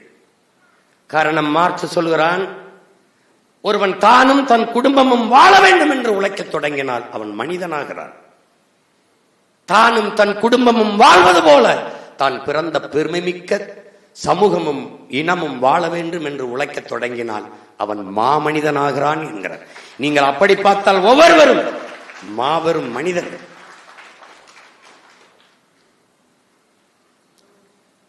உலகத்தில் யாராலும் சுமக்க முடியாத பெரும் கனவை சுமந்து நில்லுங்கிறான் ஆல்பர்ட் ஐன்ஸ்டீன். அதான்டா உலகத்துல எல்லாத்தையும் விட பெரிதுங்கிறான். நீங்க அப்படிப்பட்ட ஒரு கனவை சுமந்து நிற்கிறீர்கள். அது என்ன? அடிமை அன்னை தமிழ் சமூகத்தின் விடுதலை என்கிற மிகப்பெரிய கனவை சுமந்து நிற்கிறீர்கள். இங்க என்ன சொல்ற, மாற்றம் என்பது என்னன்னா, தொடக்கத்துல ரொம்ப கடினமா இருக்குங்கிறான். தொடக்கத்துல ரொம்ப கடினமா இருக்கும், அப்புறம் கொஞ்சம் குழப்பமா இருக்கும், கடைசி அதான்டா ரொம்ப அழகா இருக்குங்கிறான். முதல்ல நீங்க நினைச்சிருப்பீங்க இதெல்லாம் ஒரு கட்சி. என் தம்பி மணிச்சந்திரன் கூட நினைச்சிருப்பான், நம்ம இமாயின கட்சிக்கு கொண்டு வர என்ன பாடுறா பட்டம். எங்க அப்பா வந்து இப்படி வெள்ளை இது ஒரு இது போட்டு அப்படி இருக்காரு. நான்லாம் அப்படி சொல்லுங்க ஐயா, சொல்லுங்க ஐயா, ஐயா ஐயான்னு தான் கூப்பிட்டேன் இவரை. ஐயா இப்ப பல ஐயா வாங்குறாப்ல.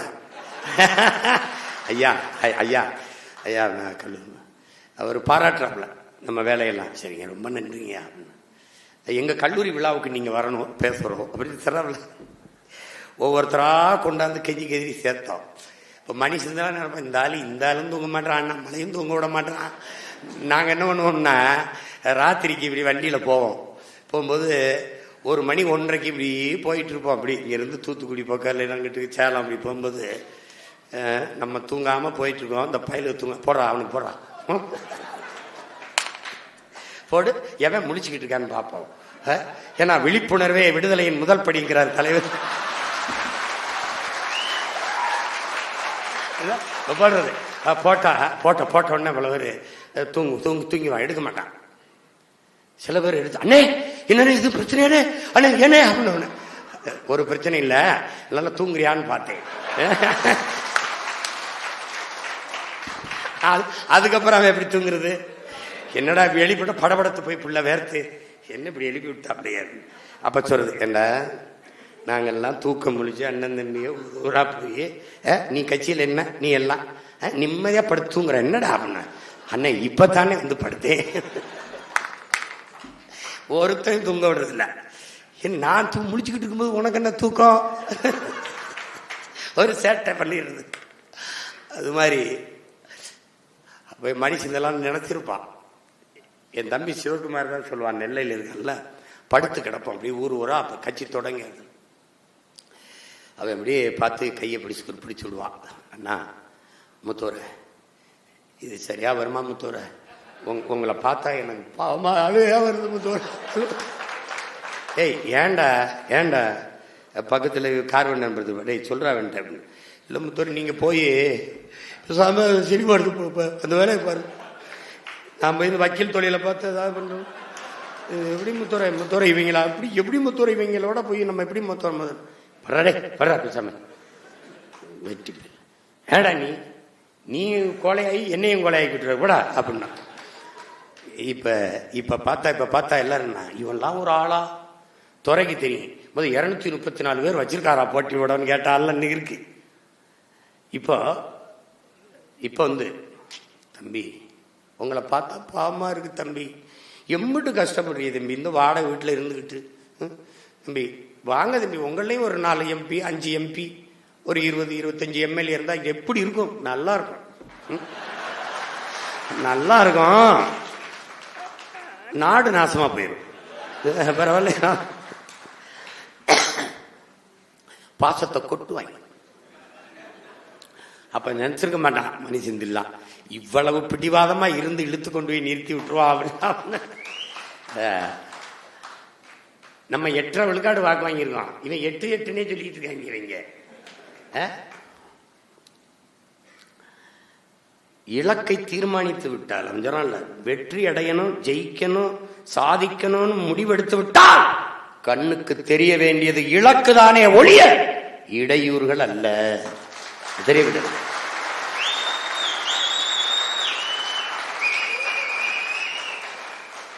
அர்ஜுனன்ட்ட வெள்ள கொடுத்து அர்ஜுனா குருவி, அங்க ஒரு குருவி இருக்கு, அந்த குருவின்னு முதல்ல போன கவஞ்சிருந்து கிளை தெரியுது, கிளைக்கு எல்லாம் ஒரு குருவி தெரியுதுன்னா. அடுத்து ஒருத்தன் குருவி ரெக்க தெரியுதுன்னா. அர்ஜுனன்ட்ட கேட்டான் என்ன தெரியுது? இந்த குருவியின் கண்ணு தெரியுதுன்ட்டான். அவ்வளவு கூர்மையாக இலக்கு வைக்கணும், குறிய வைக்கணும், விட்டுறக்கூடாது. உனக்கு ஒரு குழப்பம் இல்ல, தத்துவத்துக்கு தடுமாற்றம் இல்ல. நீ ஏன் அவன்கிட்ட வந்து அத்தனை லட்சம் லஞ்சம் வாங்கின, ஊழல் செஞ்ச, முறையற்ற நிர்வாகம் செஞ்ச, இதெல்லாம் எவனும் கேட்க போறது இல்ல. நீ நினைச்சு பாரு, உனக்கு நீ ஒன்று தெரிஞ்சுக்கணும் வரலாறுல நம்ம யார் எப்படிப்பட்டவன் உனக்கு ஒரு திமிரு வரணும்ல. உலக வரலாற்றில், இந்திய துணைக்கண்டத்திலே அல்லது உலக வரலாற்றிலே நம்ம அளவுக்கு தோற்று உறுதியா கலையாம நிக்கிற படை இருந்ததே கிடையாது, கிடையவே கிடையாது. இந்தியாவில், இந்திய பெருநிலத்தில் எந்த கட்சியும் கரைஞ்சு கலைஞ்சு ஓடிடும். கட்சி தொடங்கும் போது ஒண்ணுமே கிடையாது, ஒருத்தனும் காட்ட மாட்டான். ஏன்னா தீவிரவாத இயக்கத்தை ஆதரிக்கிறாரு, விடுதலை புலிகள் ஆதரிக்கிறாரு, ஈழத்தை பேசுறாரு, தேவையில்லை வேணும் அதிகாரத்தில் இருக்க அதுக்கு எதிரானவன். அவ்வளவு நெருக்கடி, கணக்கில்லாத வழக்கு, சிறை, எதை பற்றியும் கவலை கிடையாது. தங்க இடம் தர மாட்டான், விடுதியில தங்க விட மாட்டான், அந்த வண்டியிலே படுத்துக்கிறணும், போற வழியில எங்கேயோ குளங்குட்டையில குளிச்சுக்கிறணும், பல் விளக்கணும், இப்படி ஒரு வாழ்க்கை. அதுக்கப்புறம் தேர்தல் 5 ஆண்டு கழிச்சு 16ல தேர்தலில் போட்டிடுறோம். 234 போற்றுவாராசிமான் போட்டான். 3000, 2500, 4000 இவ்வளவுதான் வாக்குகள். மொத்தம் 4,50,000 தான். 1.1. அதோட எந்த கட்சியும் முடிஞ்சிடும். விடல. அடுத்து நடந்த உள்ளாட்சி தேர்தல், அடுத்து நடந்த இடைத்தேர்தல், அடுத்து நடந்த பாராளுமன்ற தேர்தல் 4 லட்சம் 17-18 லட்சமா உயருது. எப்படி பாரு. காரணம் என்ன? உறுதி, நிலைத்த தன்மை கொண்ட கொள்கையில் உறுதியான நிலைப்பாடு, சமரசம் இல்லை, சாய்வு இல்லை. ஏன் நம் முன்னவர்கள் படிப்பினையா இருக்கு. பொலிட்டிக்கல் ரெவல்யூஷன் தொடக்கம். அப்புறம் பொலிட்டிக்கல் என்ன சொல்றது, பிசினஸ், அதுக்குள்ள அடக்கம்.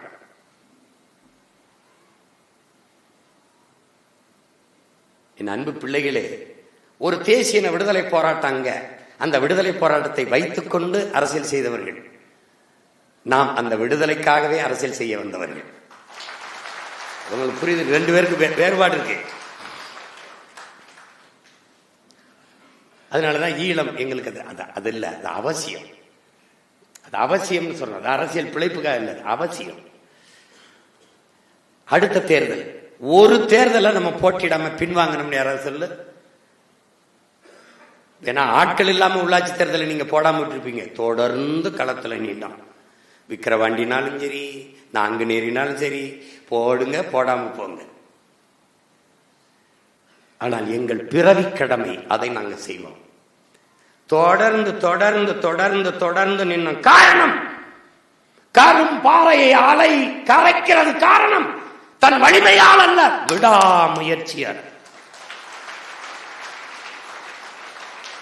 திரும்ப திரும்ப திரும்ப திரும்ப நின்னு நின்னு நின்னு அவன் என்ன நினைக்கிறான்? இவனை நம்பினா ஏமாத்திட்டான், இவனை நம்பினா ஏமாத்திட்டான்.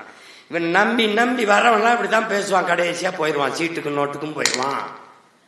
அவ கடைசியா முடிவு எடுக்கிறான், இவன் போகல, இவன் போக மாட்டான். அந்த உறுதி வரும்போது நம்மை நேசிக்க தொடங்குறான்.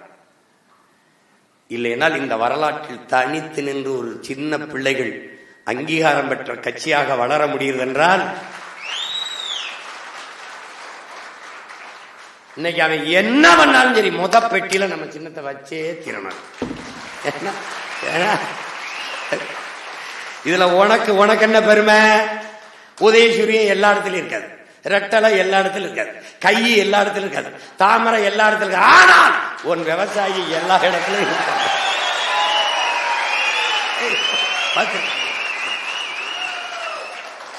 என் அன்பு பிள்ளைகளை, சரித்திரம் சொல்லுது, சரித்திரம் வரலாறு சொல்லுகிறது. உன் பெயரை நான் பதிவு செய்ய வேண்டுமானால், சரித்திரத்தில் உன் பெயர் இடம்பெற வேண்டுமானால், நீ என்னை பல முறை தொட்டு விட்டு செல்ல வேண்டும். யார் சொல்றது? முயற்சி. என் அன்பு பிள்ளைகளே, ஒரு முறை செய்வது முயற்சி. தோற்று போனால் விட்டு விட்டு செல்வதுதான் தோல்வி. தலைவர் சொல்றாரு, வீழ்வதல்ல தோல்வி, விழுந்தே கிடப்பதுதான் தோல்வி. ஒரு மனிதன் யானையை விட மெதுவாக விழ வேண்டும், ஆனால் எழும்போது குதிரையை விட வேகமாக எழ வேண்டும். பட்டக்கணும். அப்படி வீழ்ந்தே கிடப்பதுதான் தோல்வி. நம்ம அப்படி செய்யல. விழ விழ எழுவோம், விழ விழ எழுவோம், ஒன்று விழ ஒரு 100 எழுவோம், விடுதலை உணர்வோடு எழுவோம்னு எழுதுறான். எழுந்து எழுந்து வந்துகிட்டே இருக்கான். நல்ல தற்சோர்வடையில. ஏன்? சோம்பி கிடந்தால் சிலந்தியும் உங்களை சிறைபிடிக்கும், எழுந்து நடந்தால் இமயமும் உனக்கு குடைபிடிக்குங்கிறான். சோம்பலை உதறி தள்ளுங்கள், உங்கள் சாம்பலும் சரித்திரம் படைக்குங்கிறான். நம்ம என்ன கோட்பாட்டை கொண்டோம்? என் பிறப்பு சாதாரணமாக இருக்கலாம், இறப்பு சரித்திரமாக இருக்க வேண்டும். வாழ்க்கையை அர்த்தப்படுத்த வேண்டும். அப்படி அர்த்தப்படுத்தி வாழ்ந்தவர்கள், நம் மொழிக்காக இனத்திற்காக உயிர் நீத்த மறவர்கள், தம்பி அப்துல் ரவுப், முத்துக்குமார், தங்கை செங்கொடி, தம்பி விக்னேஷ் போன்றவர்கள் வாழ்க்கையை அர்த்தப்படுத்தினார். சாதாரண பிறப்பை சரித்திரமாக்கினார். தமிழர்கள் பிறந்த நாள் கொண்டாடுகிற மரபல்ல, இறந்த தினத்தை தான் போற்றுவார்கள். ஏனென்றால் பிறக்கும் போது என் தாத்தன் தெய்வ திருமகன் அல்ல, பிறக்கும் போது என் தாத்தன் பெருந்தலைவர் அல்ல, பிறக்கும் போது என் பாட்டன் கப்பல் ஓட்டிய தமிழன் அல்ல, செக்கிழுத்த செம்மன் அல்ல, பிறக்கும் போது தமிழ் தென்றல் அல்ல, பிறக்கும் போது தனித்தமிழ் அடிகளார் அல்ல, பிறக்கும் போது முத்தமிழ் காவலர் அல்ல. இப்படி நம்ம முன்னோர்கள் பிறக்கும் போது அல்ல, ஆனால் மரிக்கும் போது, மரணிக்கும் போது மகத்தான சாதனையாளர்களாக மண்ணிலே விழுகிறார்கள். அதனால் தமிழ் சமூகம் அவனை போற்றுகிறது தெய்வமாக. அதனால் வையத்துள் வாழ்வாங்கு வாழ்பவன் வானுரையும் தெய்வத்துள் வைக்கப்படும் மறைமொழி போதிக்குது. ஒரு முறை செய்யற தோற்று போற அது முயற்சி, மறுமுறை செய்யற அது தொடர்ச்சி, தோற்று போற. மறுமுறை செய்யற விடாமுயற்சி, மறுமுறை தோற்று போற, மறுபடியும் முயற்சிக்கிறார், அதற்கு பெறலாண்டான் நம்பிக்கைங்கிறான். நல்லவர்கள் கூட தோற்றதாக செய்தி உண்டு வரலாற்றில், நம்பிக்கை கொண்டவர்கள் தோற்றதாக செய்தி இல்லைங்கிறான் நம்ம உயிர் தலைவர். உன்னை ஒருவனாலும் தோற்கடிக்க முடியாது, உன் நம்பிக்கையில் நீ தோற்கிற வரைங்கிறான் மாவீரன் சுபாஷ் சந்திர போஸ். இதை என் பிள்ளைகள் மனதில் வச்சுக்கணும். நீ உறுதியா வெல்லுவ, இந்த குறுக்க மறுக்க ஓடுறதெல்லாம் அது வருது. தாவும் புலிக்கு நாய் எந்த மூளைன்னா புலிக்கு அணில் எந்த மூளை? என்ன நீ களம் எப்படி இருக்கும் எந்த பக்கம் இருக்குன்னு தெரியாதவர்களா களத்தை பத்தி பேசிட்டு இருக்காப்ல. நாங்க போர்க்களம் அரசியல் களம் ரெண்டு களத்தையும் பார்த்தவங்க. நாங்க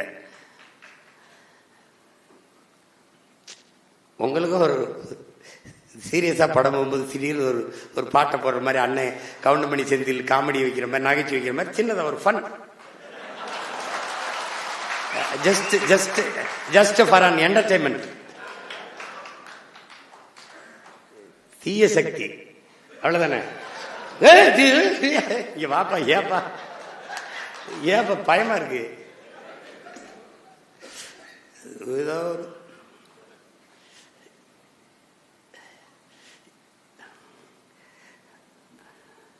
தம்பி அப்படிதான் இருக்கு. அதனால என் அருமை பிள்ளைகள்,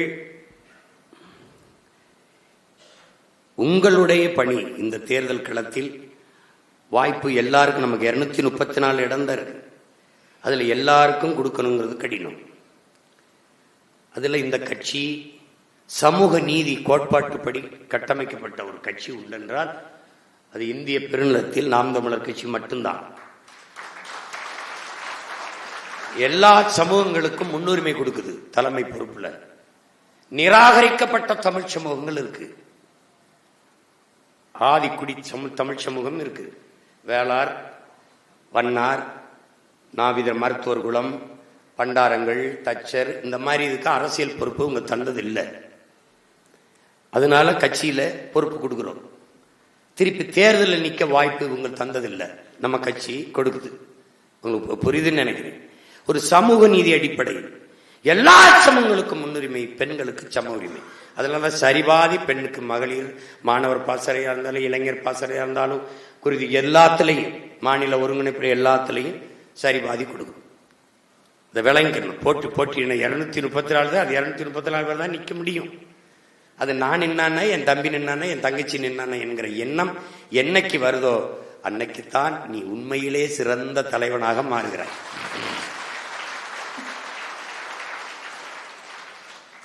என் பிள்ளைகள் நன்கு நினைவுச்சுக்கணும். உங்களுக்குள் போட்டி என்பது, பொறாமை என்பது, அவன் என்ன கட்சிக்கு 10 பேரை சேர்த்துட்டானே, நம்ம எப்பயாவது 20 பேரை சேர்க்கணும் அப்படின்னு நீ போட்டி போடுறீன்னா அதுதான் உண்மையான போட்டி, ஆரோக்கியமான போட்டி, ஒரு நல்ல தளபதிக்கான தகுதி போட்டி. பொறாமப்படு. எப்படி அவன் சேர்த்தான் 20 பேரை, நம்ம எப்பயாவது சேர்த்து போறணுமே, சேர்த்து அண்ணன் நல்ல பேர் வாங்கினானே பாருங்கண்ணே, 40 பேரை சேர்த்துருக்கனே, அப்படி பேர் வாங்கணும். அதை விட்டு அவன் 20 பேரை சேர்த்துட்டான், அவனை எப்படி சொல்லி விரட்டி விடுறது? எதையாவது சொல்லி இவன் அவனை திட்டினா, இவன் அவனை திட்டினான்னு போட்டு உன் எழுத்து இனத்தின் தலை எழுத்தை மாற்றக்கூடியதா இருக்கணும். சும்மா போட்டு எழுதிக்கிட்டு ஏதாவது போற இதெல்லாம் போட்டு எழுதிக்கிட்டு பண்ணிட்டு கூடாது. அது ஒரு புரட்சிக்கார வேலை இல்லை. சாதாரண அரசியல் இயக்கத்துல நீ இல்ல. திராவிடம் இல்லாம அரசியல் இல்லைன்னா, ஆனா திராவிடம் இல்லாத ஒரு அரசியல் இயக்கத்தை உருவாக்கி எளிய பிள்ளைகள், அண்ணன் யார், சாதாரண மகன் 3வது பெரிய கட்சியாக கொண்டு வந்து நிறுத்த முடியுதுன்னா அது சரித்திரத்தில் சாதனை, பெரிய பெரிய சாதனை தான். அதெல்லாம் பெரிய சாதனை தான்.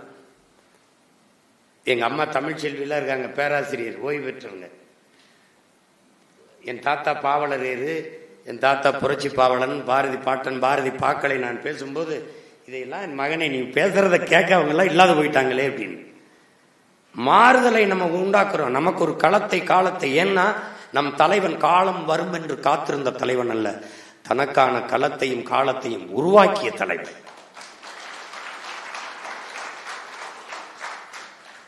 ஒரு புலி மறவன் 500 சிங்கள ராணுவ வீரனுக்கு சமமானவன். ஒரு நாம் தமிழர் பிள்ளை, நாம் தமிழர் கட்சியில் இருக்கிற ஒரு மாணவர் பாசறை, இளைஞர் பாசறை, அல்லது அந்த கட்சியில் இருக்கிற ஒரு பொறுப்பாளன் மற்ற கட்சியில் இருக்கிற 500 வீரர்களுக்கு, 500 ஆட்களுக்கு சமமானவன்.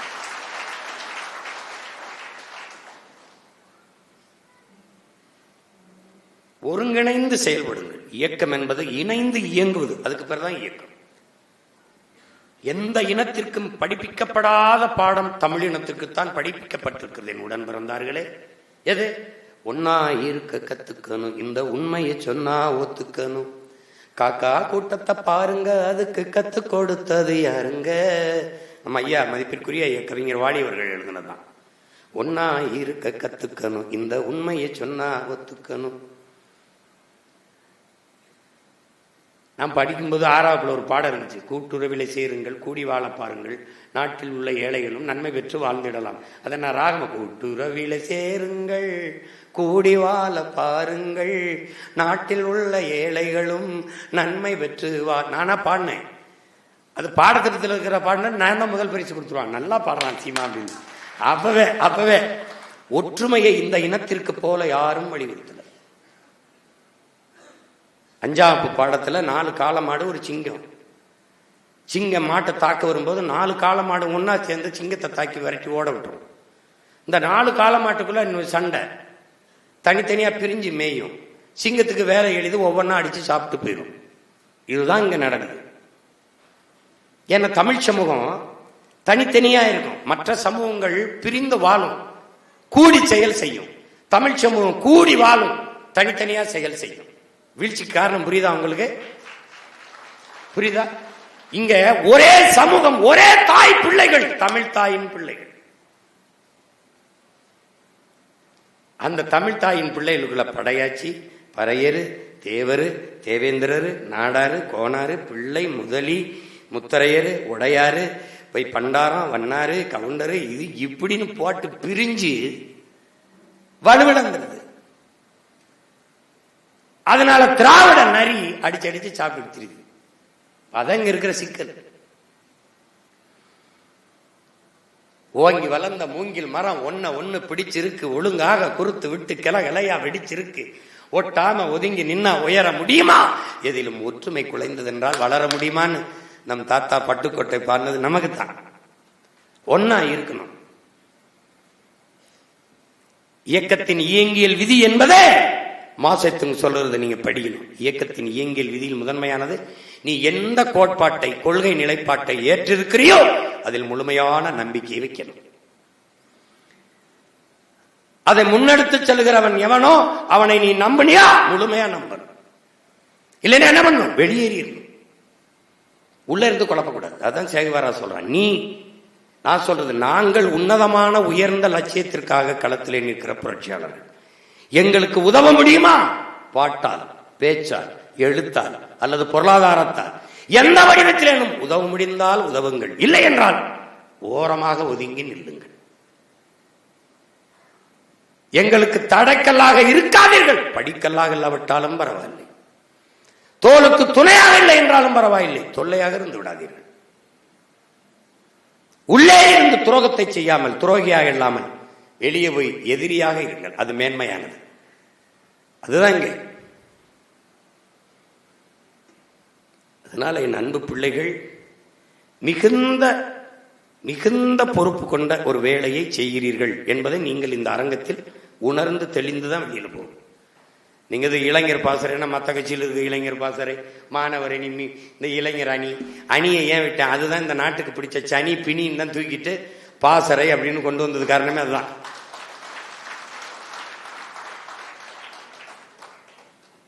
நீங்கள்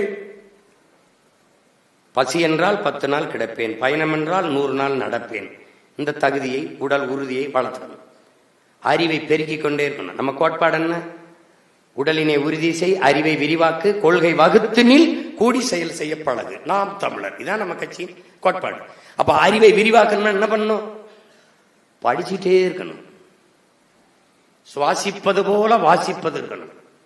தேடி தேடி தேடி தேடி போகணும். மாவன் என்ன சொல்றான்? உன் நீ மார்க்ஸோட ஃப்ரெண்டா, நண்பனாகணுமா? Lenin, Engels, Ingersoll, Plato, Aristotle, Socrates, அண்ணல் அம்பேத்கரோட நீ நட்பாகணுமாப்பா? வா நூலகத்துக்கு போ, அங்கதான் இருக்காங்க, அவங்களோட போய் பேசி பழகுன்றான். தேடி தேடி படியுங்கள். ஒரு ஏடு வைத்து குறிப்பெடுத்துக் கொள்ளுங்கள். அறிவது அறிவு என் உடன் பிறந்தார்களே. அறிந்த செய்தியை எந்த இடத்தில் எந்த நேரத்தில் எடுத்து இயம்புவது, எடுத்து பேசுவது என்கிறது உணர்த்துவதற்கு பெயர் ஞானம். சிந்திக்காம பேசக்கூடாது, சிந்திச்ச எல்லாத்தையும் பேசியிருக்காரு. அது எந்த இடத்தில் எதை பேசணுமோ அதை பொருத்தி பேசுவதற்கு ஆற்றல் தான் ஞானம்ங்கிறார். அதை வளர்த்து கொண்ட ஞான பிள்ளைகளாக என் தம்பி தங்கிகள் வளர்ந்து வரணும். அவங்க கிட்ட நீ அவன்கிட்ட போய் வார்த்தை கொடுக்காத, கொன்றுவான்னு பயப்படணும். அண்ணனை பார்த்து பயந்து சதறான் பாரு, எவனும் தப்பிக்க முடியாது. உனக்கு ஏதாவது தடுமாற்றம் தான், நீ அண்ணன் நான் இந்த மாதிரி வந்தா நான் என்னென்ன பேசுறது போடு, நான் சொல்லித்தரேன். இல்ல நான் பேசி குரல் செய்தியா உனக்கு அனுப்புறேன், வச்சு வெளுத்து விடு, அவ்வளவுதான். எனக்கு அதை விட ஒரு வேலையும் கிடையாது. ஒரு பத்திரிகையாளர் கேள்வியா கேட்டிருந்தார், தம்பி உங்களுக்கு நேரம் நிறைய இருக்கு, வேலை குறைவா இருக்கு. எனக்கு நேரம் குறைவா இருக்கு, வேலை நிறைய இருக்கு, போயிட்டு வரட்டான்ட்டேன். ஏன்னா என் உடன் பிறந்தவனே அவர்களுக்கு பொழுது போகல, நமக்கு பொழுது போதல. என்னை கேட்கிறான், எப்படித்தான் என் தம்பி எல்லாம் கார்த்தி கட்டான இந்த நேரத்தை எப்படி மேலாண்மை செய்கிறான்? பத்தல. எனக்கு இறைவன் ஒருத்தர் நேரம் உனக்கு என்னதான் வேணும், ஒரு நாளைக்கு 24 மணி நேரத்தை மாத்தி 48 நேரமா வச்சிருக்க தம்பி. பாரதி மாதிரி ஏன் இந்த மக்களுக்கு நேரம் நிறைய நேரம் உழைக்க வேண்டியது இருக்கு அப்படின்னு. என் அன்பு பிள்ளைகளே, நீங்க யாருக்கோ வேலை செய்யறீங்கிற எண்ணத்தை விட்டுருங்க. நீங்க பிறந்த பெருமைமிக்க சமூகத்துக்காக உழைக்கிறீர்கள் என்கிற பெருமிதம் திமிரு கொண்டு. நாம் தமிழர் கட்சி பிள்ளைன்னா நீங்க பார்க்கும் போதே நாம் தமிழர்ல இருப்பான்னு தெரியும். அப்ப என்ன செய்யணும்? அப்படி இருக்கணும், கம்பீரமா உடல், நல்ல பயிற்சி, நல்ல சாப்பாடு, நல்ல படிப்பு எல்லாம். ஏன்னா உடல் ஆரோக்கியம் மிக முதன்மையானது, மிக முதன்மையானது. உடல் நலனற்ற செல்வம், உடல் நலனற்ற புகழ், உடல் நலனற்ற பதவி, உடல் நலனற்ற பணம் எல்லாம் பயனற்றது. அதனால ரொம்ப கவனமா இருக்கணும் உடல் நலன்ல. அண்ணே நீங்க இருக்கலான்னு இருக்கேன், நேரம் கிடைக்கும் போதெல்லாம் உடற்பயிற்சிக்காத உடற்பயிற்சி கூடத்திலிருந்து அண்ணன் இன்னைக்கு ஒரு நாளாவது வாங்கினேன், வாரத்துக்கு ஒரு 2 நாளாவது வாங்கினேன். ஏன்னா எங்களுக்கு உற்சாகமா இருக்கு. நேரம் கிடைக்கல, கிடைக்கும்போது உடற்பயிற்சி செஞ்சுக்கணும். என் அன்பு பிள்ளைகள், உடலை பேணி காக்கணும். உடல் வளர்த்தேன் உயிர் வளர்த்தேன்னு திருமலர் சொல்றது காரணம், பல நுட்பமான வேலைகளை செய்யக்கூடிய ஒரு தொழிற்சாலை உடல். அதை நல்ல அறிவாளி பேணி காப்பான், இது தத்துவம். இதை பிடித்துக் கொண்டு என் அன்பு பிள்ளைகள் கவனமாக நீங்கள் வேலை செய்யணும். இந்த தேர்தலில் இனத்தின் உயிரை இளந்தமிழர் எதற்கு மஞ்சா நாம் தமிழர்னு அது வெற்று முழக்கம் அல்ல. இளைஞர் படை எழுக, இன விடுதலை வெல்கன்னு நான் சொன்னது சும்மா வெற்றுக்காக சொல்ல, உங்களை உசுப்பேத்துறதுக்காக. உண்மையிலேயே நீங்க சாதித்து முடிக்கக்கூடிய சரித்திர சாதனையாளர்களாக நீங்க வரணும். அதுக்காக தான் அண்ணன் 27 பொதுக்குழு பாசறை பிள்ளைகள் எல்லாரும் வருவீங்க. இது போக பிப்ரவரி 21, 26 மாபெரும் இன எழுச்சி மாநாடு நடக்கிறது. என் அன்பு பிள்ளைகளே, உங்கள் வாக்ககம் உங்கள் இலக்கு, உங்கள் வாக்ககம் வெற்றி வாக்கு, அதான் உங்க இலக்கு. 2வது, உன் பெற்றோர்கள் குடும்பத்தில் இருக்கிறவங்களை சேர்த்துக்கிட்டு 8 பேர் ஒரு வாக்ககத்துக்கு பொறுப்பு. அது கிளைன்னு நம்ம சொல்றோம், குறைஞ்சபட்சம் சேர்த்துக்கிட்டு நின்று மாநாட்டுக்கு இன்னையிலிருந்து வேலையை தொடங்கணும். சுவரில் எழுத முடியலையா, தூண்டறிக்கை அடிச்சு வீடு வீடு கொடுக்கணும். அண்ணே மாநாட்டு அழைப்பை கைப்பட எழுதியிருக்கேன், அந்த அழைப்பை எடுத்துக்கணும். எடுத்துக்கிட்டு நம்ம வீட்டில் தங்கச்சிக்கு திருமணம், அண்ணனுக்கு திருமணம், இல்லை உனக்கு திருமணம், எப்படி அழைப்புதல் கொடுத்து அழைப்ப, அப்படி வெத்தலை பாக்கு அதிகபட்சம் என்ன ஒரு 10 ரூபா, அல்லது ரொம்ப காசு இருந்தால் 101 ரூபா வை. நாங்கள் அப்படிதான் மொய் வைக்கிறது. போய் வச்சு ஐயா நீங்கள் எந்த கட்சியிலையும் இருங்க, ஆனால் ஒரே ஒரு தடவை எங்கள் மாநாட்டுக்கு வாங்க. ஏன்னா இது எங்கள் கட்சி மாநாடு இல்லை, இனத்தின் மாநாடு, இனத்தின் திருவிழா, எல்லோரும் கூடுவோம். உலக தமிழர்களுக்கு பேரழைப்பு விட்டு அழைக்கிறோம். பொதுக்குழுவிலிருந்து உலக தமிழ் பேரினத்திற்கு மாபெரும் எழுச்சி மிக்க மாநாடு. உங்களுக்குள்ள இருக்கிறது என்ன வெறி, என்ன வேட்கை, என்ன? நடிகனை நேசிப்பவர்கள், நாட்டை நேசிப்பவர்கள். இதுல எந்த கூட்டம் பெரிது என்று காட்ட வேண்டிய பொறுப்பும் கடமையும் உங்களுக்கு.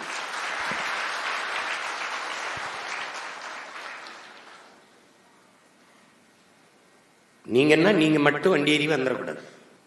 சித்தப்பா, பெரியப்பா, அம்மா, தங்கச்சி இன்னையிலிருந்தே கூப்பிடணும். அதுக்கு வாகன ஏற்பாடுகளை இப்பவே பதிவு செஞ்சிடும்.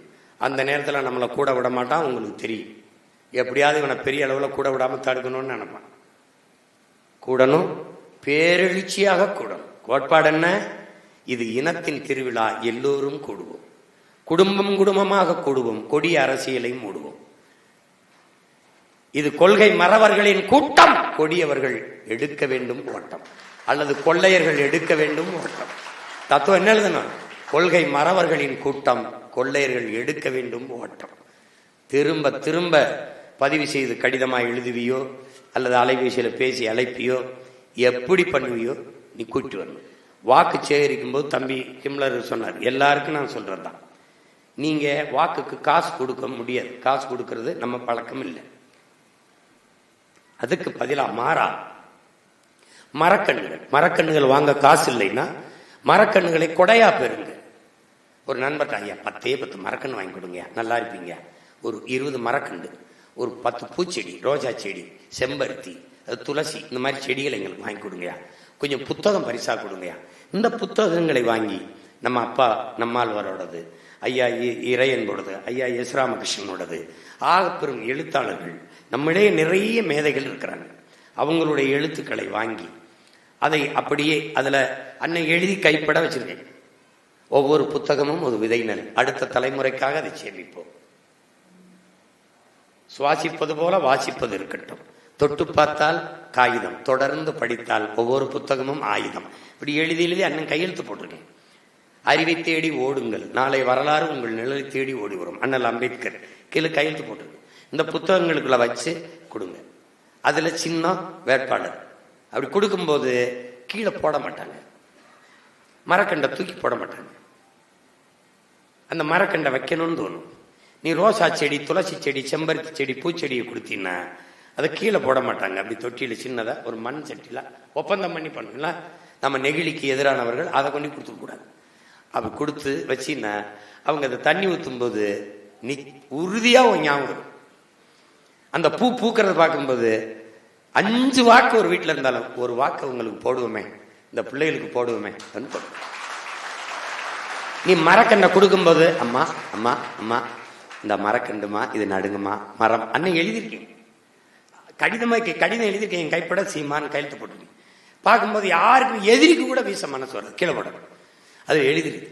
அப்படி என்ன சொல்லணும்? கொடுத்தா அம்மா அம்மா இது துளசி செடிமா, துளசி செடி, இதை வழங்கம்மா, நல்ல வாசம் வருமா, அது துளசியிலிருந்து வர வாசம் இல்லம்மா, உங்க பிள்ளைகள் நாங்க உங்க மேல வச்சிருக்க பாசம்மா. அம்மா ஒரே ஒரு ஓட்டு இந்த விவசாயிக்கு போடுங்கம்மா, விவசாயிக்கு போடுங்கம்மா, அம்மா விவசாயிக்கு போடுங்கம்மா. அப்ப என்ன பண்ணும்? விவசாயி வெற்றியடைந்தால் வாழ்ந்தால் அவன் மற்றவர்களை வாழ வைப்பான், உணவளிப்பான், வாழ்வழிப்பான். ஒரு ஓட்டுமா. மரக்கண்டு அம்மா போன தடவை யாருக்கு ஓட்டு போட்டீங்கம்மா, அது முக்கியம் இல்லம்மா. 5 ஆண்டு நீங்க ஓட்டு போட்டு தேர்வு செஞ்ச சட்டமன்ற உறுப்பினர் என்ன பலன் தந்தார்னு எங்களுக்கு தெரியாதம்மா. ஆனா இந்த மரத்தை நட்டு வழங்கம்மா, 5 ஆண்டுகள்ல ஆகப்பெரிய பலனை தரும்மா. இந்த மாவை வழங்கம்மா, இந்த நாவர், இந்த பலா, இந்த கொய்யா, இந்த சப்போட்டாவை வழங்கம்மா, உறுதியா உங்களுக்கு நல்ல பலனை தரும்மா.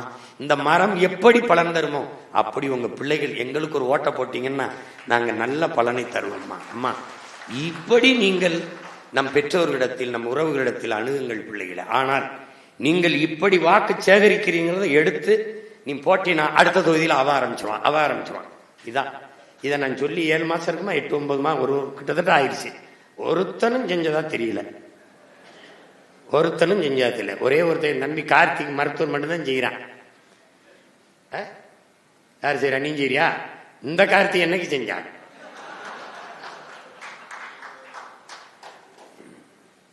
போடா தொகுதிக்குன்னா அந்த கூட்டருக்கு முடிச்சு போறேன். இந்த கூட்டருக்கு முடிச்சு போறேன். தேர்தலில் போட்டியிடும் போது அவரு நான் ஊரா போய் பேசுறேன். நீ பேசிதான் எனக்கு ஓட்டு வாங்கி கொடுத்தியாடா? டேய் போடா போய் நில்றா, அதெல்லாம் அண்ணன் பேசிக்கிறேன்னு பிடிச்சு தள்ளி விட்டுருக்கு. படையை தகுதி உள்ள தளபதிகள் முன்னின்று வழி நடத்தி போகணும். அன்பு பிள்ளைகளே, ஒரு தலைவன் படையை வழி நடத்தினா அந்த படையின் வலிமை வேற. ஒரு தலைவனே படை வழி நடத்திச்சுன்னு வச்சுங்க, படையா இருக்காது, பாடையா தான் இருக்கும். கடைசியா அங்கதான் போய் நிற்கும். என்னவா? அதனால இந்த முறையை நீங்க பின்பற்றணும். அது இந்த முறை நம்ம வாக்கு சேகரிக்கிற முறையை மாற்றணும். என் அன்பு பிள்ளைகள்கிட்ட கேட்கறது, விமர்சன அரசியலை விட்டு வெளியேறிடு. விமர்சிக்கிறது அவங்க வேலை, அவர்களுக்கும் சேர்த்து போராடுவது நமது வேலை. ஆக்கப்பூர்வமான அரசியலுக்கு வாங்க. உங்கள் நேரம், உங்களுடைய தமிழ், உங்களுடைய எல்லாம் எழுத்து பேச்செல்லாம் ஆக்கப்பூர்வமாக இருக்கட்டும். வெட்டி விமர்சனங்களை நேரத்தை வெட்டியாக செலவு பண்ணாதீங்க, தயவு செய்து செய்யாது. ஒண்ணுமில்லையா, பேசாம படுத்து தூங்கிருங்க, இல்ல படிங்க, இல்ல ஏதோ ஒரு இது பாட்டு கேளுங்க, எதையோ ஒண்ணு பண்ணுங்க. தெண்டமா விமர்சனங்களுக்கு பதில் சொல்லிக்கிட்டு நேரத்தை வீணடிக்காது. ஏனால் நம்மளிடத்தில் வாதத்தில் தோற்பவன் அவதூற கையில் எடுப்பான், அவன் திட்டிக்கிட்டு இருப்பான். நீ அதுக்கு பதில திட்டினா அவன் வெற்றி அடைஞ்சிருவான். புறந்தள்ளியது தூக்கி வீசிட்டு போயிட்டு இரு, நீ ஆக்கப்பூர்வமா வேலை. அதனால இவர் ஒழிக அவர் ஒழிக கிடையாது. என் மொழி வாழ்க, என் இனம் வாழ்க, இதான் நம்ம கோட்பாடு. அப்ப என்ன பண்ண போறோம்? இந்த முறை நீயே பார்ப்ப, அவன் சரியில்லை இவன் சரியில்லை, நாங்கள் சரியானவர்கள், எங்களை கொஞ்சம் பாருங்க. எங்க ஆட்சியில நாடு எப்படி இருக்குது பாருங்க, சாலை எப்படி இருக்குது, போக்குவரத்து எப்படி இருக்குது, காவல் நிலையம் எப்படி இயங்குது, மருத்துவமனை எப்படி இயங்குது, பள்ளிக்கூடம் எப்படி இயங்குது, எல்லாத்தையும் நாம் தெளிவாக நம் மக்களுக்கு விளக்கி அண்ணன் சொல்லுவேன். அதை எடுத்து நீங்க கொண்டு போய் சேருங்க. தம்பி, 12 சீடர்களை வச்சு உலகம் முழுமைக்கும் இறைமகன் இயேசு கிறிஸ்தவத்தை கொண்டு போய் சேர்த்துற முடியும்னா, இத்தனை ஆயிரக்கணக்கான தம்பி தங்கைகளை வச்சு ஆக சிறந்த கோட்பாட்டை உங்க அண்ணன் கொண்டு சேர்த்துற முடியாதா? சேர்க்க முடியும், நம்மால் முடியும். நம்பிக்கையோடு களத்தில் நிற்கணும். நீங்கள் போட்டியிட்டால் உங்களோடு எல்லோரும் துணை நிற்க வேண்டியது பொறுப்பும் கடமையும். நீங்கள் போட்டியிடல் வென்றால் போட்டியிடுகிற பிள்ளைகளோடு துணை நிற்க வேண்டியது உங்களுடைய பொறுப்பும் கடமையும். ஏனென்றால் இது நீங்கள் பிறந்த இனத்திற்கு செய்ய வேண்டிய பிறவி கடமை என்பதை புரிந்து உணர்ந்து களத்திலே என் அன்பு பிள்ளைகள் நிற்க வேண்டும். புரட்சி எப்போதும் வெல்லும், நம் வெற்றி அதை சொல்லும். நம் இலக்கு ஒன்றுதான், இனத்தின் விடுதலை. இனம் ஒன்றாவோம், இலக்கை வென்றாவோம். நாம் தமிழர், தமிழ்தாய் வாழ்க, தலைவர் பிரபாகரன் வாழ்க.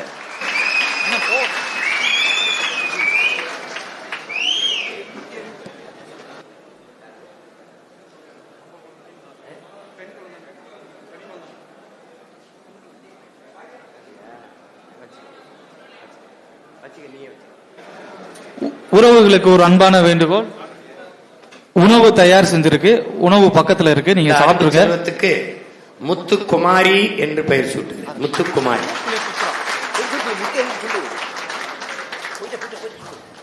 சரியாக 4 மணிக்கு பாரதி